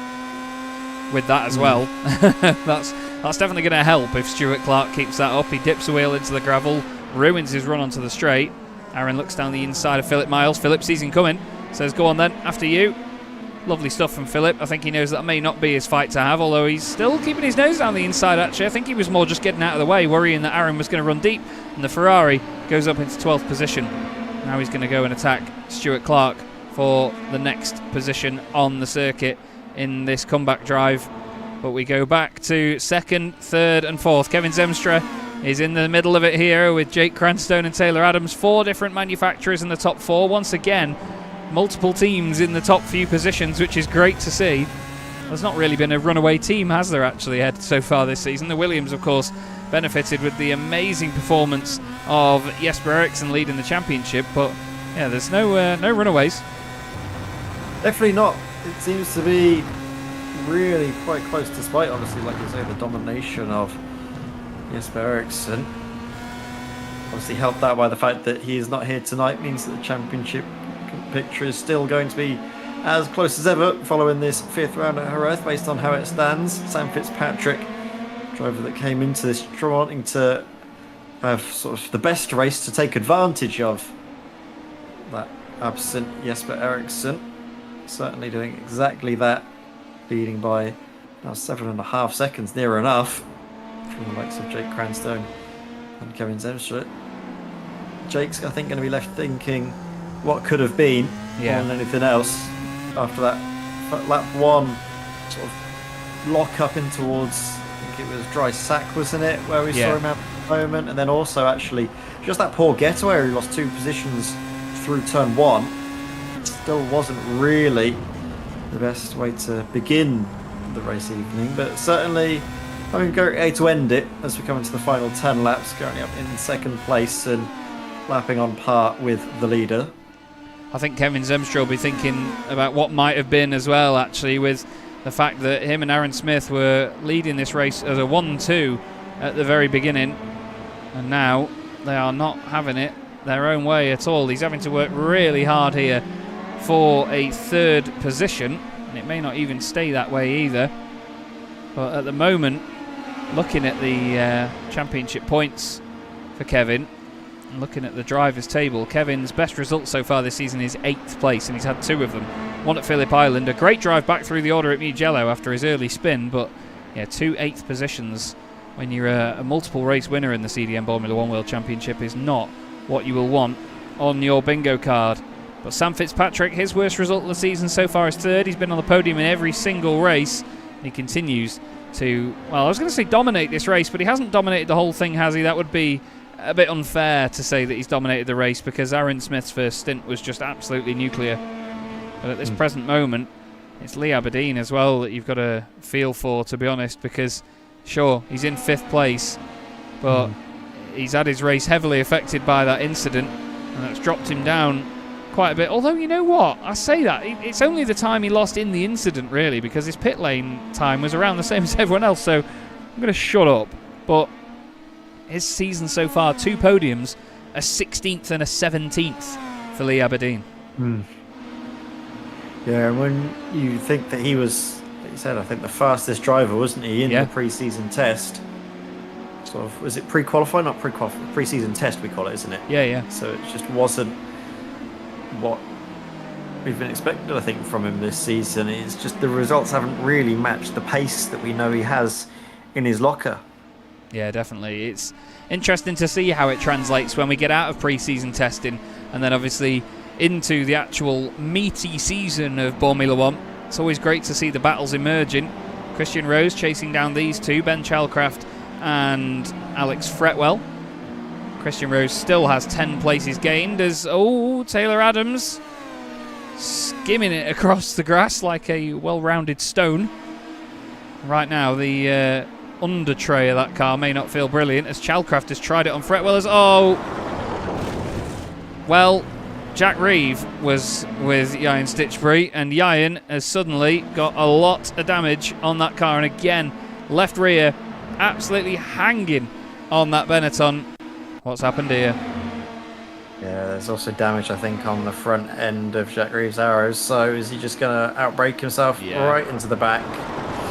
Yeah, Jack Reeves is certainly going to be leaving this venue without a whole lot of friendly letters of affection, it's fair to say, coming his way.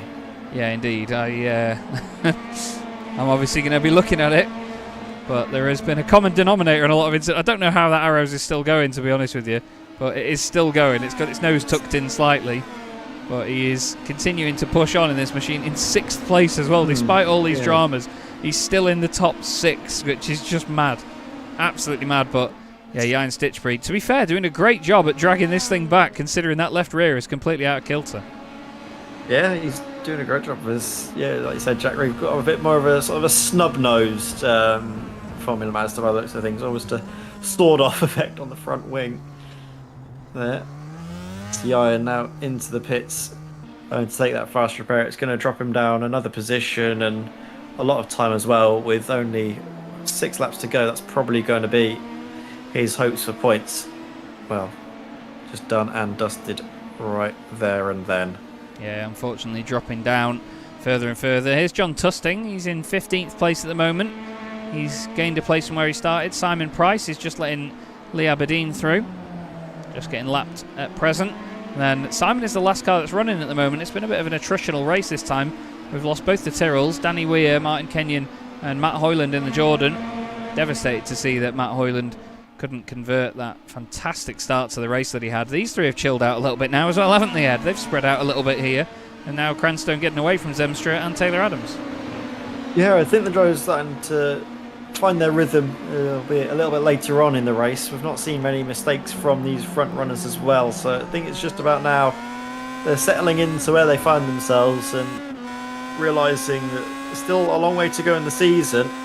May not be worth trying to risk it all for another sort of handful of points, it's fair to say. So this could be the order that we'll expect to see them finish the race. But Jack Reeve is in. Dear. I wonder whether that's down to incident points, because he's had that much contact and that many moments with people that Not be surprised. Yeah, it's just going to drive straight through, isn't he? Shifting the gears for no reason whatsoever. I was glad you said it. I was going to say it. But yeah, Jack, drive-through penalty, and I don't think that's going to drop him out of the points, actually, because Connor Hatfield is still coming around the final corner. And yeah, Jack Reeve back out of the pits. And at the end of the day, though, when he's had that drive-through penalty, it means he can't get the car fixed in the meantime. He's had to go straight through. He did also cut the exit of the pit lane quite a lot there, actually. I don't know whether he'll get told off for that, but I think he knows the situation by now.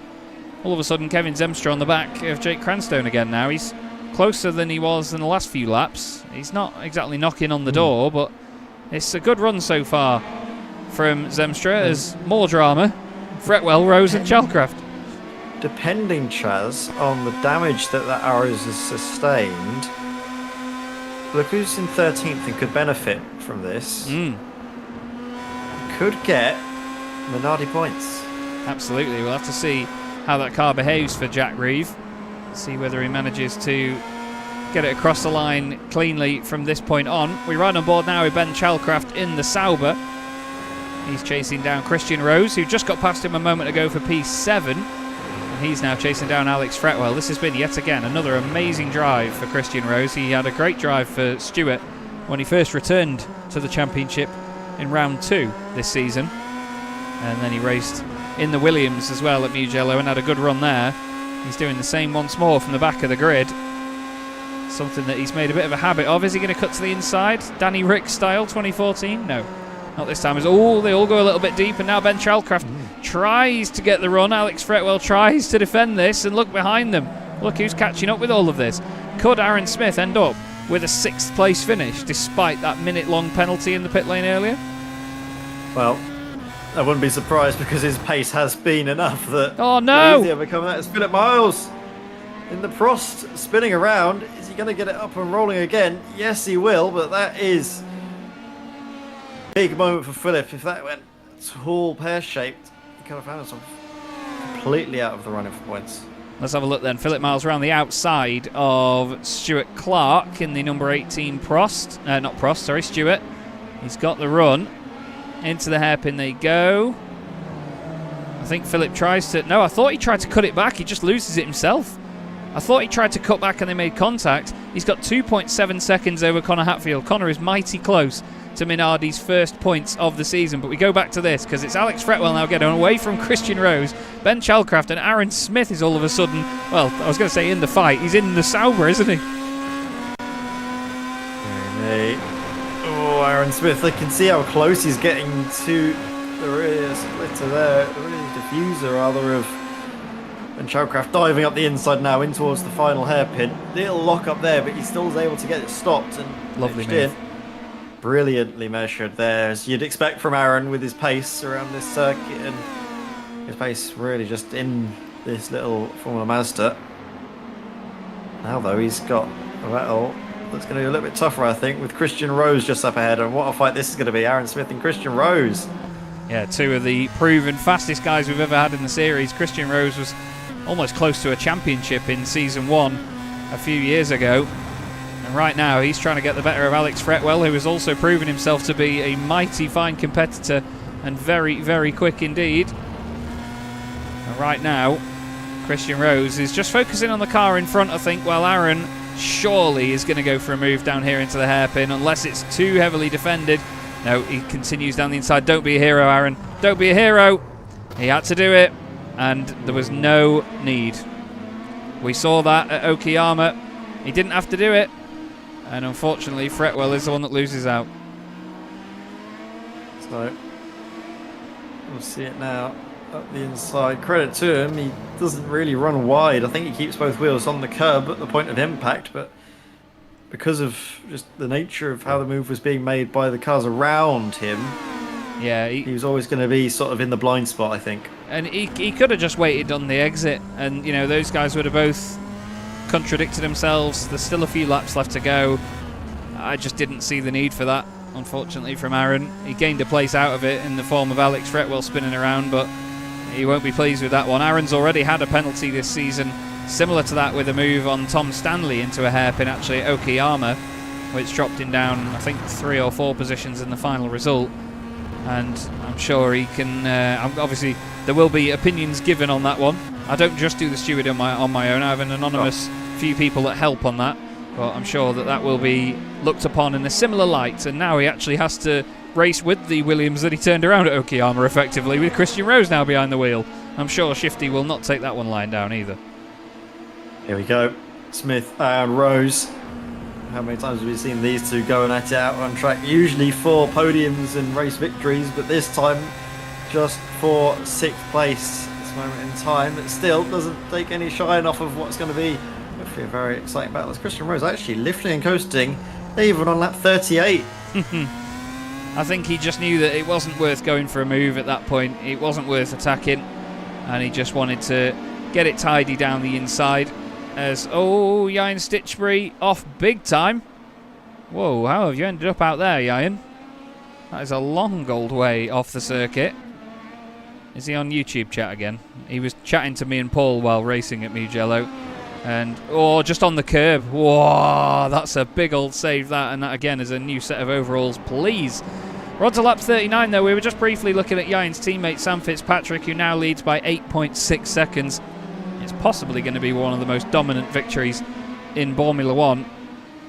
But right now, Jake Cranstone... I think Jake has to be one of my drivers of the race here, you know, Ed. While Sam's done an amazing job since getting the lead and just pulling away, Jake had that lock up on lap 1. He fought through and he's picked his battles here and he's back up to where he qualified in this race. And Kevin Zemstra's held his ground well as well in 3rd position. Those two are the only drivers that are currently where they started this race. I would agree with you, and I think, sorry Chaz, just to say, I think the reason why I'd agree that he's probably one of the drivers today is because he's had that recovery drive cleanly as Yeah. well. We haven't seen him involved in any sort of instance, whereas a lot of drivers up and down the field, they've had one or two sort of moments where they've been a little bit suspect in a few moves here or there. Jake, I don't think we've seen him really do anything that we've had to raise an eyebrow at. No, definitely, and that's what Jake's like. You know, we've seen some savage moves from Jake in the past. We've seen him send it down the inside when he really has to. But to be honest, Jake is an exemplary driver in the way that he carves his way through the order and does it cleanly. Jack Reeve and Stuart Clark side by side again, as Jack somehow makes his way back into the top 10. Despite all of the dramas that Jack Reeve has had, he's back in the top 10. Sam Fitzpatrick is now onto the final lap of the race here at Jerez in the CDM Boremula 1 World Championship. Big thanks to Derbyshire Holiday Homes and Bottle of Scotch Racing and JL Race Aesthetics for their help in this championship and their support. You are wonderful, wonderful people, and we love you very, very much.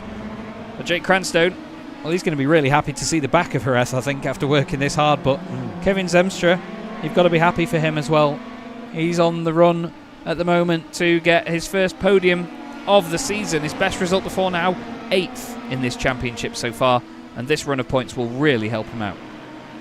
Yeah, definitely. And I'm just looking through the order again at some also impressive performances by some drivers that we haven't necessarily shone too much of a light on. Connor Hatfield in that Minardi just outside the points. Could still actually see points after the race, depending on how maybe stewarding decisions goes. If he's able to find himself promoted up a place or two, could easily find himself scoring Minardi's first points of the evening. So that would be a really, really strong race for Connor, and richly deserved as well from what I've seen of him tonight. Put on a great showing there for what could be his first points of the season. Obviously, stewards have not yet convened and discussed all of the incidents of the evening, so it may just finish as it was, with him in 13th, but regardless, points or not, it's been a really impressive race for Connor, and also, well, a full haul of points for this man, isn't it, Chaz? Sam Fitzpatrick in the Benetton. And we come away from Jerez with still only 2 race winners in Boremula 1, but take that one. Sam Fitzpatrick batters the rest of the field here in Spain. What an incredible result that was for Sam. Once he got that lead, he was not giving it up, and he drove away to take the win. Jake Cranstone finishes second. Thank you, Eddie, indeed. The wonderful Jordan tribute finishes second. Kevin Zemstra gets his first podium of the season. Taylor Adams next up in 4th place. And Lee Aberdeen, again, despite the dramas, despite the struggles, still comes home in 5th place. And Aaron Smith, can you believe this? After dropping out of the points earlier on, 6th position is still a good set of points for Aaron after what will be a heartbreaking Spanish Grand Prix. And welcome to a full-time driving Williams, Christian Rose. 13 places gained, Ed, for the most positions gained in this race.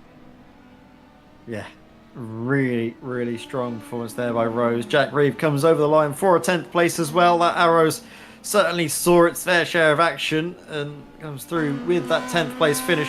Philip Miles in the Prost gets the final points of the evening, as it sounds like it's just cutting out of fuel as he gets to the line. Barely hanging on. Only just gets those points. Connor Hatfield just missing out. 13th place for him. Close but no cigar as Jan Stitchbury gives it one more moment of flamboyance out of the final corner before, I'm sure, lighting it up across the start-finish line. A bit frustration from Jan after that incident earlier on. I'm sure he's going to pull it across the line and just park the thing. But contrast to his teammate, Sam Fitzpatrick wins his 2nd race of the season and his 2nd race ever in the CDM Boremula 1 World Championship by just under 9 seconds by the time they cross the line, Ed. That is one of the most impressive winning margins we've ever seen. Yes, really strong. And that just goes to show when drivers get unleashed out in front like Sam Fitzpatrick, there isn't a lot other drivers can do to stop him.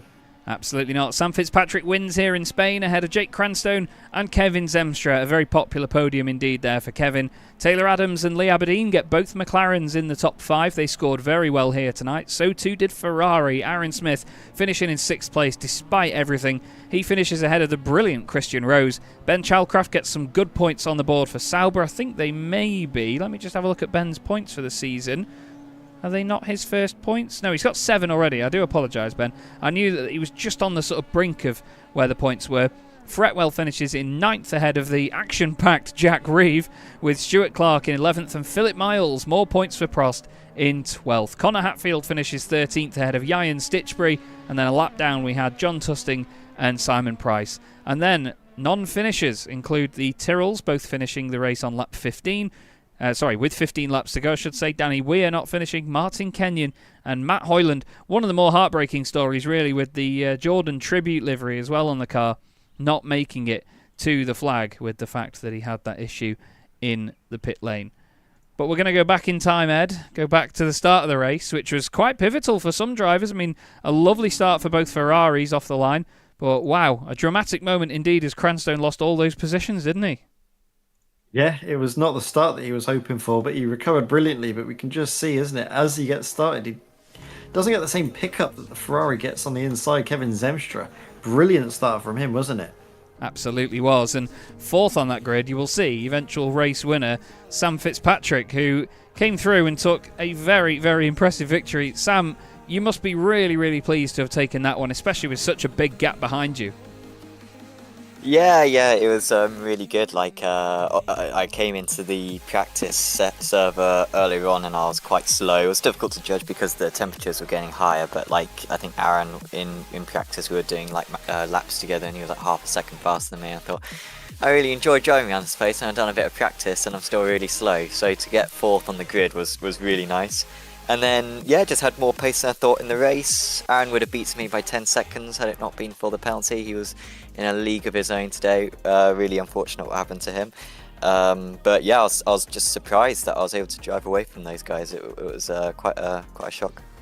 Yeah, it was pretty amazing that you just kept chipping away at it. But great battle behind between Cranstoun, Zemstra, and eventually Taylor Adams as well. I mean, it's heartbreaking for Aaron. It was heartbreaking what happened to Matt Hoyland as well. But you know, you have to take these points on a night like tonight, don't you? When Jesper Eriksson, championship leader, wasn't here. Yeah. Like I was sort of running behind Aaron, and I thought like this is going to be quite. It'd be a good P2. I was, Kevin was very close, and I think I had a little bit more pace than Kevin, but I wasn't quite sure. I knew it was going to be close, and obviously Jake was catching up to us. But yeah, following Aaron, I was I was sort of just hoping that he'd or not hoping, but we're sort of waiting for any sort of mistake. And obviously the pit entry here is really, really tough. Like I got a penalty in warm up earlier on, so I sort of knew not to cut that too much, or certainly just to play it super safe through there. So yeah, just a win as a bonus, but I would have taken the P2. Honestly, it would have still been good points, and yeah, Aaron was far better than me, so I would have taken what I could get. Well, that's the end of the first half of the season then, and obviously you and Jesper, the only two race winners that we've had so far this season. You must be quite confident going into the second half after the week's break. Yeah, I think we'll see how it goes. I mean, I think the good thing for me is I've got that drop week still, so I can afford to maybe have a crash or something. So I think it means that I don't have to be quite so cautious when it comes to battling, because if I crash out in one of these next 4 races, it's not necessarily the end of the world with the fact that I've got all podiums so far, so that's looking good. But yeah, it would have been interesting to see how Jesper would have done, because obviously at Okayama he was an absolute insane, and I think he would have probably been matching Aaron out there, to be honest. It would have been a nice duel between them, so I think he's still the guy to beat. But with him missing this round, it gives me a small hope. Well, we certainly look forward to how you get on in the second half of the season. Sam, is there anyone you'd like to give a quick shout out to before you go? Thanks to Apex Racing Simulators, using their rigs and using their aircon as well, so very pleased about that. Nice. Do visit apexracingsim.com and maybe book a rig here at the Sim Centre in Corby. Of course, thanks to you guys for putting on an amazing stream. This is such a good track. I didn't say that before, but man, this track is genuinely probably top 5 favourite circuits going out, and this combination is so good. So thank you, Chaz, for picking with this one. It was absolutely inspired, and yeah, even though I was out of my own, just a pleasure to do laps around here. It was so good. And if they're still watching, thanks to my family, because I think a bunch of them tuned in. So I won't mention this at all to them, and I'll see if they actually watch till the end. Nice one, Sam. Always a pleasure to speak to you, and hopefully we'll see you again when it comes to Donington Park. Cheers. Cool, thanks. Sam Fitzpatrick winning by a large margin here tonight, Ed. What a great drive that was. But, you could tell that he was enjoying himself out there, couldn't you? The pace just kept on getting better and better. Yeah, it was as soon as he found himself in the lead as well, it just was electric for him. He had that great little battle with Kevin as well in behind. Obviously, Aaron earlier on in the race, before Aaron's issues in the pits sort of put paid to his aspirations, and then as soon as Sam got into the lead, he just completely vanished off into the sunset. It was a brilliant drive from him, and certainly puts him in a great position for the remainder of the championship. Someone else that's in a great position for the remainder of the championship as well is this man, Jake Cranstone. Jake, not the start you would have wanted to that race. I bet you're pretty relieved now to have still come home in second place. Yeah, I was just saying to Sam, completely screwed that up. I was just really struggling with locking the front wheel at this track. I don't know why, I've never really had that before, but really, really weird, and yeah, it caught me out on the first lap. Well, you're obviously in the Jordan tribute livery as well tonight, so maybe was it a bit even more paramount to get those points this evening? Well, yeah, I really wanted to do well and get a good result, so I was annoyed with myself at the start, and then they just started pulling away in front of me, and I thought the chance had gone, but I managed to reel it back slowly and steadily. Well, if you watch this one back, trust me, it was an absolutely topsy-turvy race all the way through the order. There was so many position changes.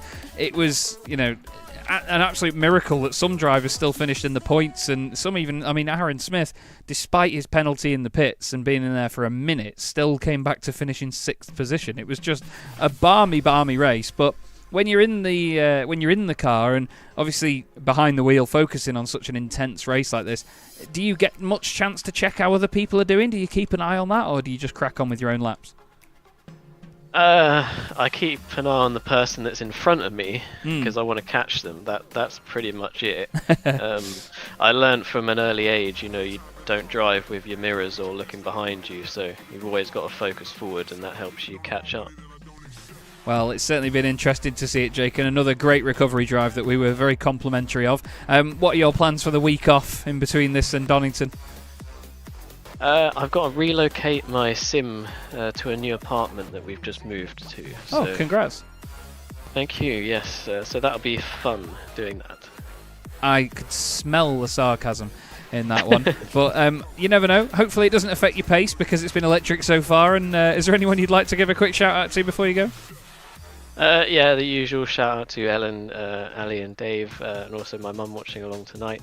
Thank you for the support. Hope you enjoyed it. And podium dedicated to Eddie, of course. Nicely said, mate. Great to speak to you as always, Jake. Thanks very much, and we'll hopefully see you soon. Thank you, cheers.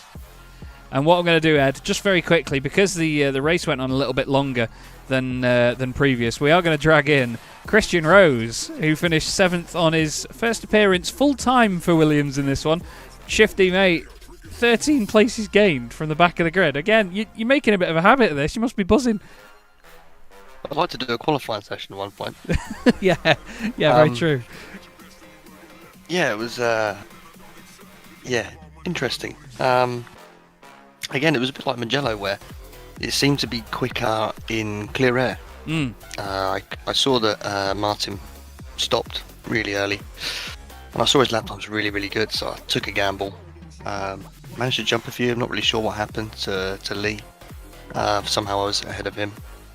And yeah, it was all going well until my screen turned off. That's what happened. We saw the hardware issue because we saw the car blink, and we know that when a car's blinking, it's not necessarily always down to connection. It can sometimes be a hardware issue. So it was just that the screen decided to get stuffed. Yeah, pretty much. Yeah, I'm just glad I didn't hit first anyone, and secondly anything. Yeah, very true, especially at that part of the circuit as well, because it was a very high speed part of the track. But the rejoin was safe. You gathered it up nicely, and you come away from here with some big points for the team as well, especially on a night when your teammate wasn't here. So it must mean quite a lot to have continued on with the big score despite the setbacks. Yeah, exactly. I think with the pace, P7 was probably a fair result anyway. I saw Aaron coming behind me. I thought there's not even any point in fighting. I'm just gonna get dragged back into the guys behind me again. So yeah, just let him go and hang on to the end and bag those points. Well, it was certainly great to see you back out there, Shifty, and obviously always lovely to have you in the booth, mate. Is there anyone you'd like to give a shout out to before we let you go tonight? Just a shout out to you, Chaz, and to Ed for the commentary. Cheers for again for putting this on. It's so much fun. Well, it's always a pleasure, mate. Absolutely. We love it. And obviously it's great to have you back and have you full time. Thanks again, and we'll hopefully see you at Donington. Cheers, take care. Christian Rose, 13 places gained tonight, Ed. 20th on the grid, up into 7th. What a drive that is. Yeah, and especially with the hardware issues that he suffered as well. Yeah. Not just forgetting about that. It was a really impressive drive through all of that adversity for Christian Rose to come through with that brilliant result of a 7th place finish. Yeah, super drive from him, and some much needed championship points. And as well, the contact with Jack Reeve too. He actually got contact into the last corner. There was so many drivers had incident tonight. I'm certainly going to be busy looking at this with the stewards. Lovely shot here of Sam Fitzpatrick side by side with the Ferrari of Kevin Zemstra. Kevin gets his first podium of the season. Sam gets his second race win, and Jake Cranstone with a fantastic, touching tribute result to the beloved Eddie Jordan, who we so sadly lost earlier in the month. But thank you so much for watching, everybody. That is all from us here tonight on Chaz Draycott Media. Thanks, as always, to Derbyshire Holiday Homes and Bottle of Scotch Racing, the championship sponsors. Thanks, Ed May, once again, for joining me in the box. We have a week off now before we come back to you for the British Boar Prix at Donington Park, where it's going to be a lot cooler and a lot more muggy. And, well, it's just going to be very, very dark. So, thanks very much for watching. We hope you had a fantastic night, and we'll see you again in 2 weeks' time.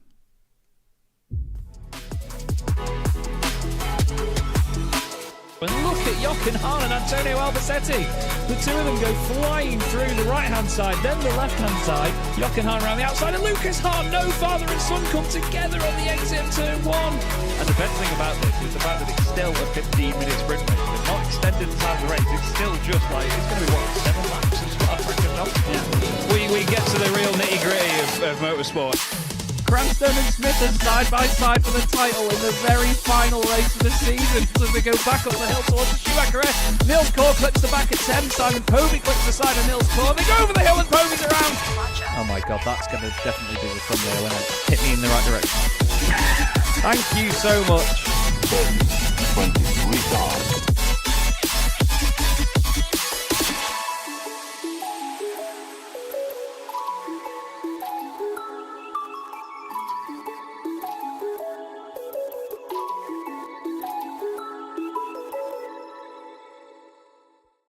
Racing isn't easy, but experiencing it is.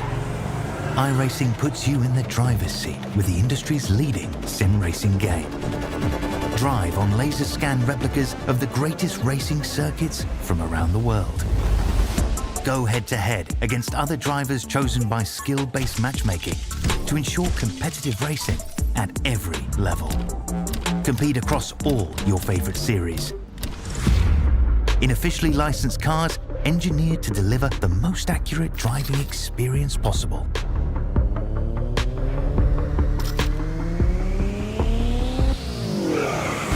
Join a race or host your own with players from across the globe. Race against the computer or in a league with friends. Feel the thrill behind the wheel. Visit iRacing.com.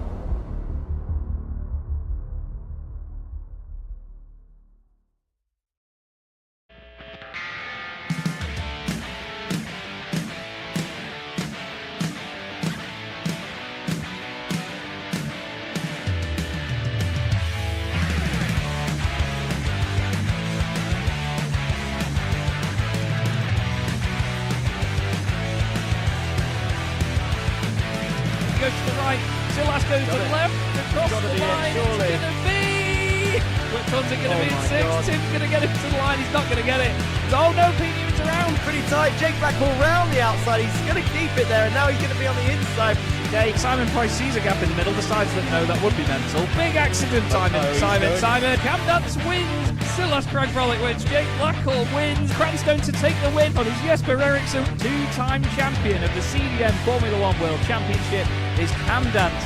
And what a fantastic race. Amazing. Oh my god, I've missed this.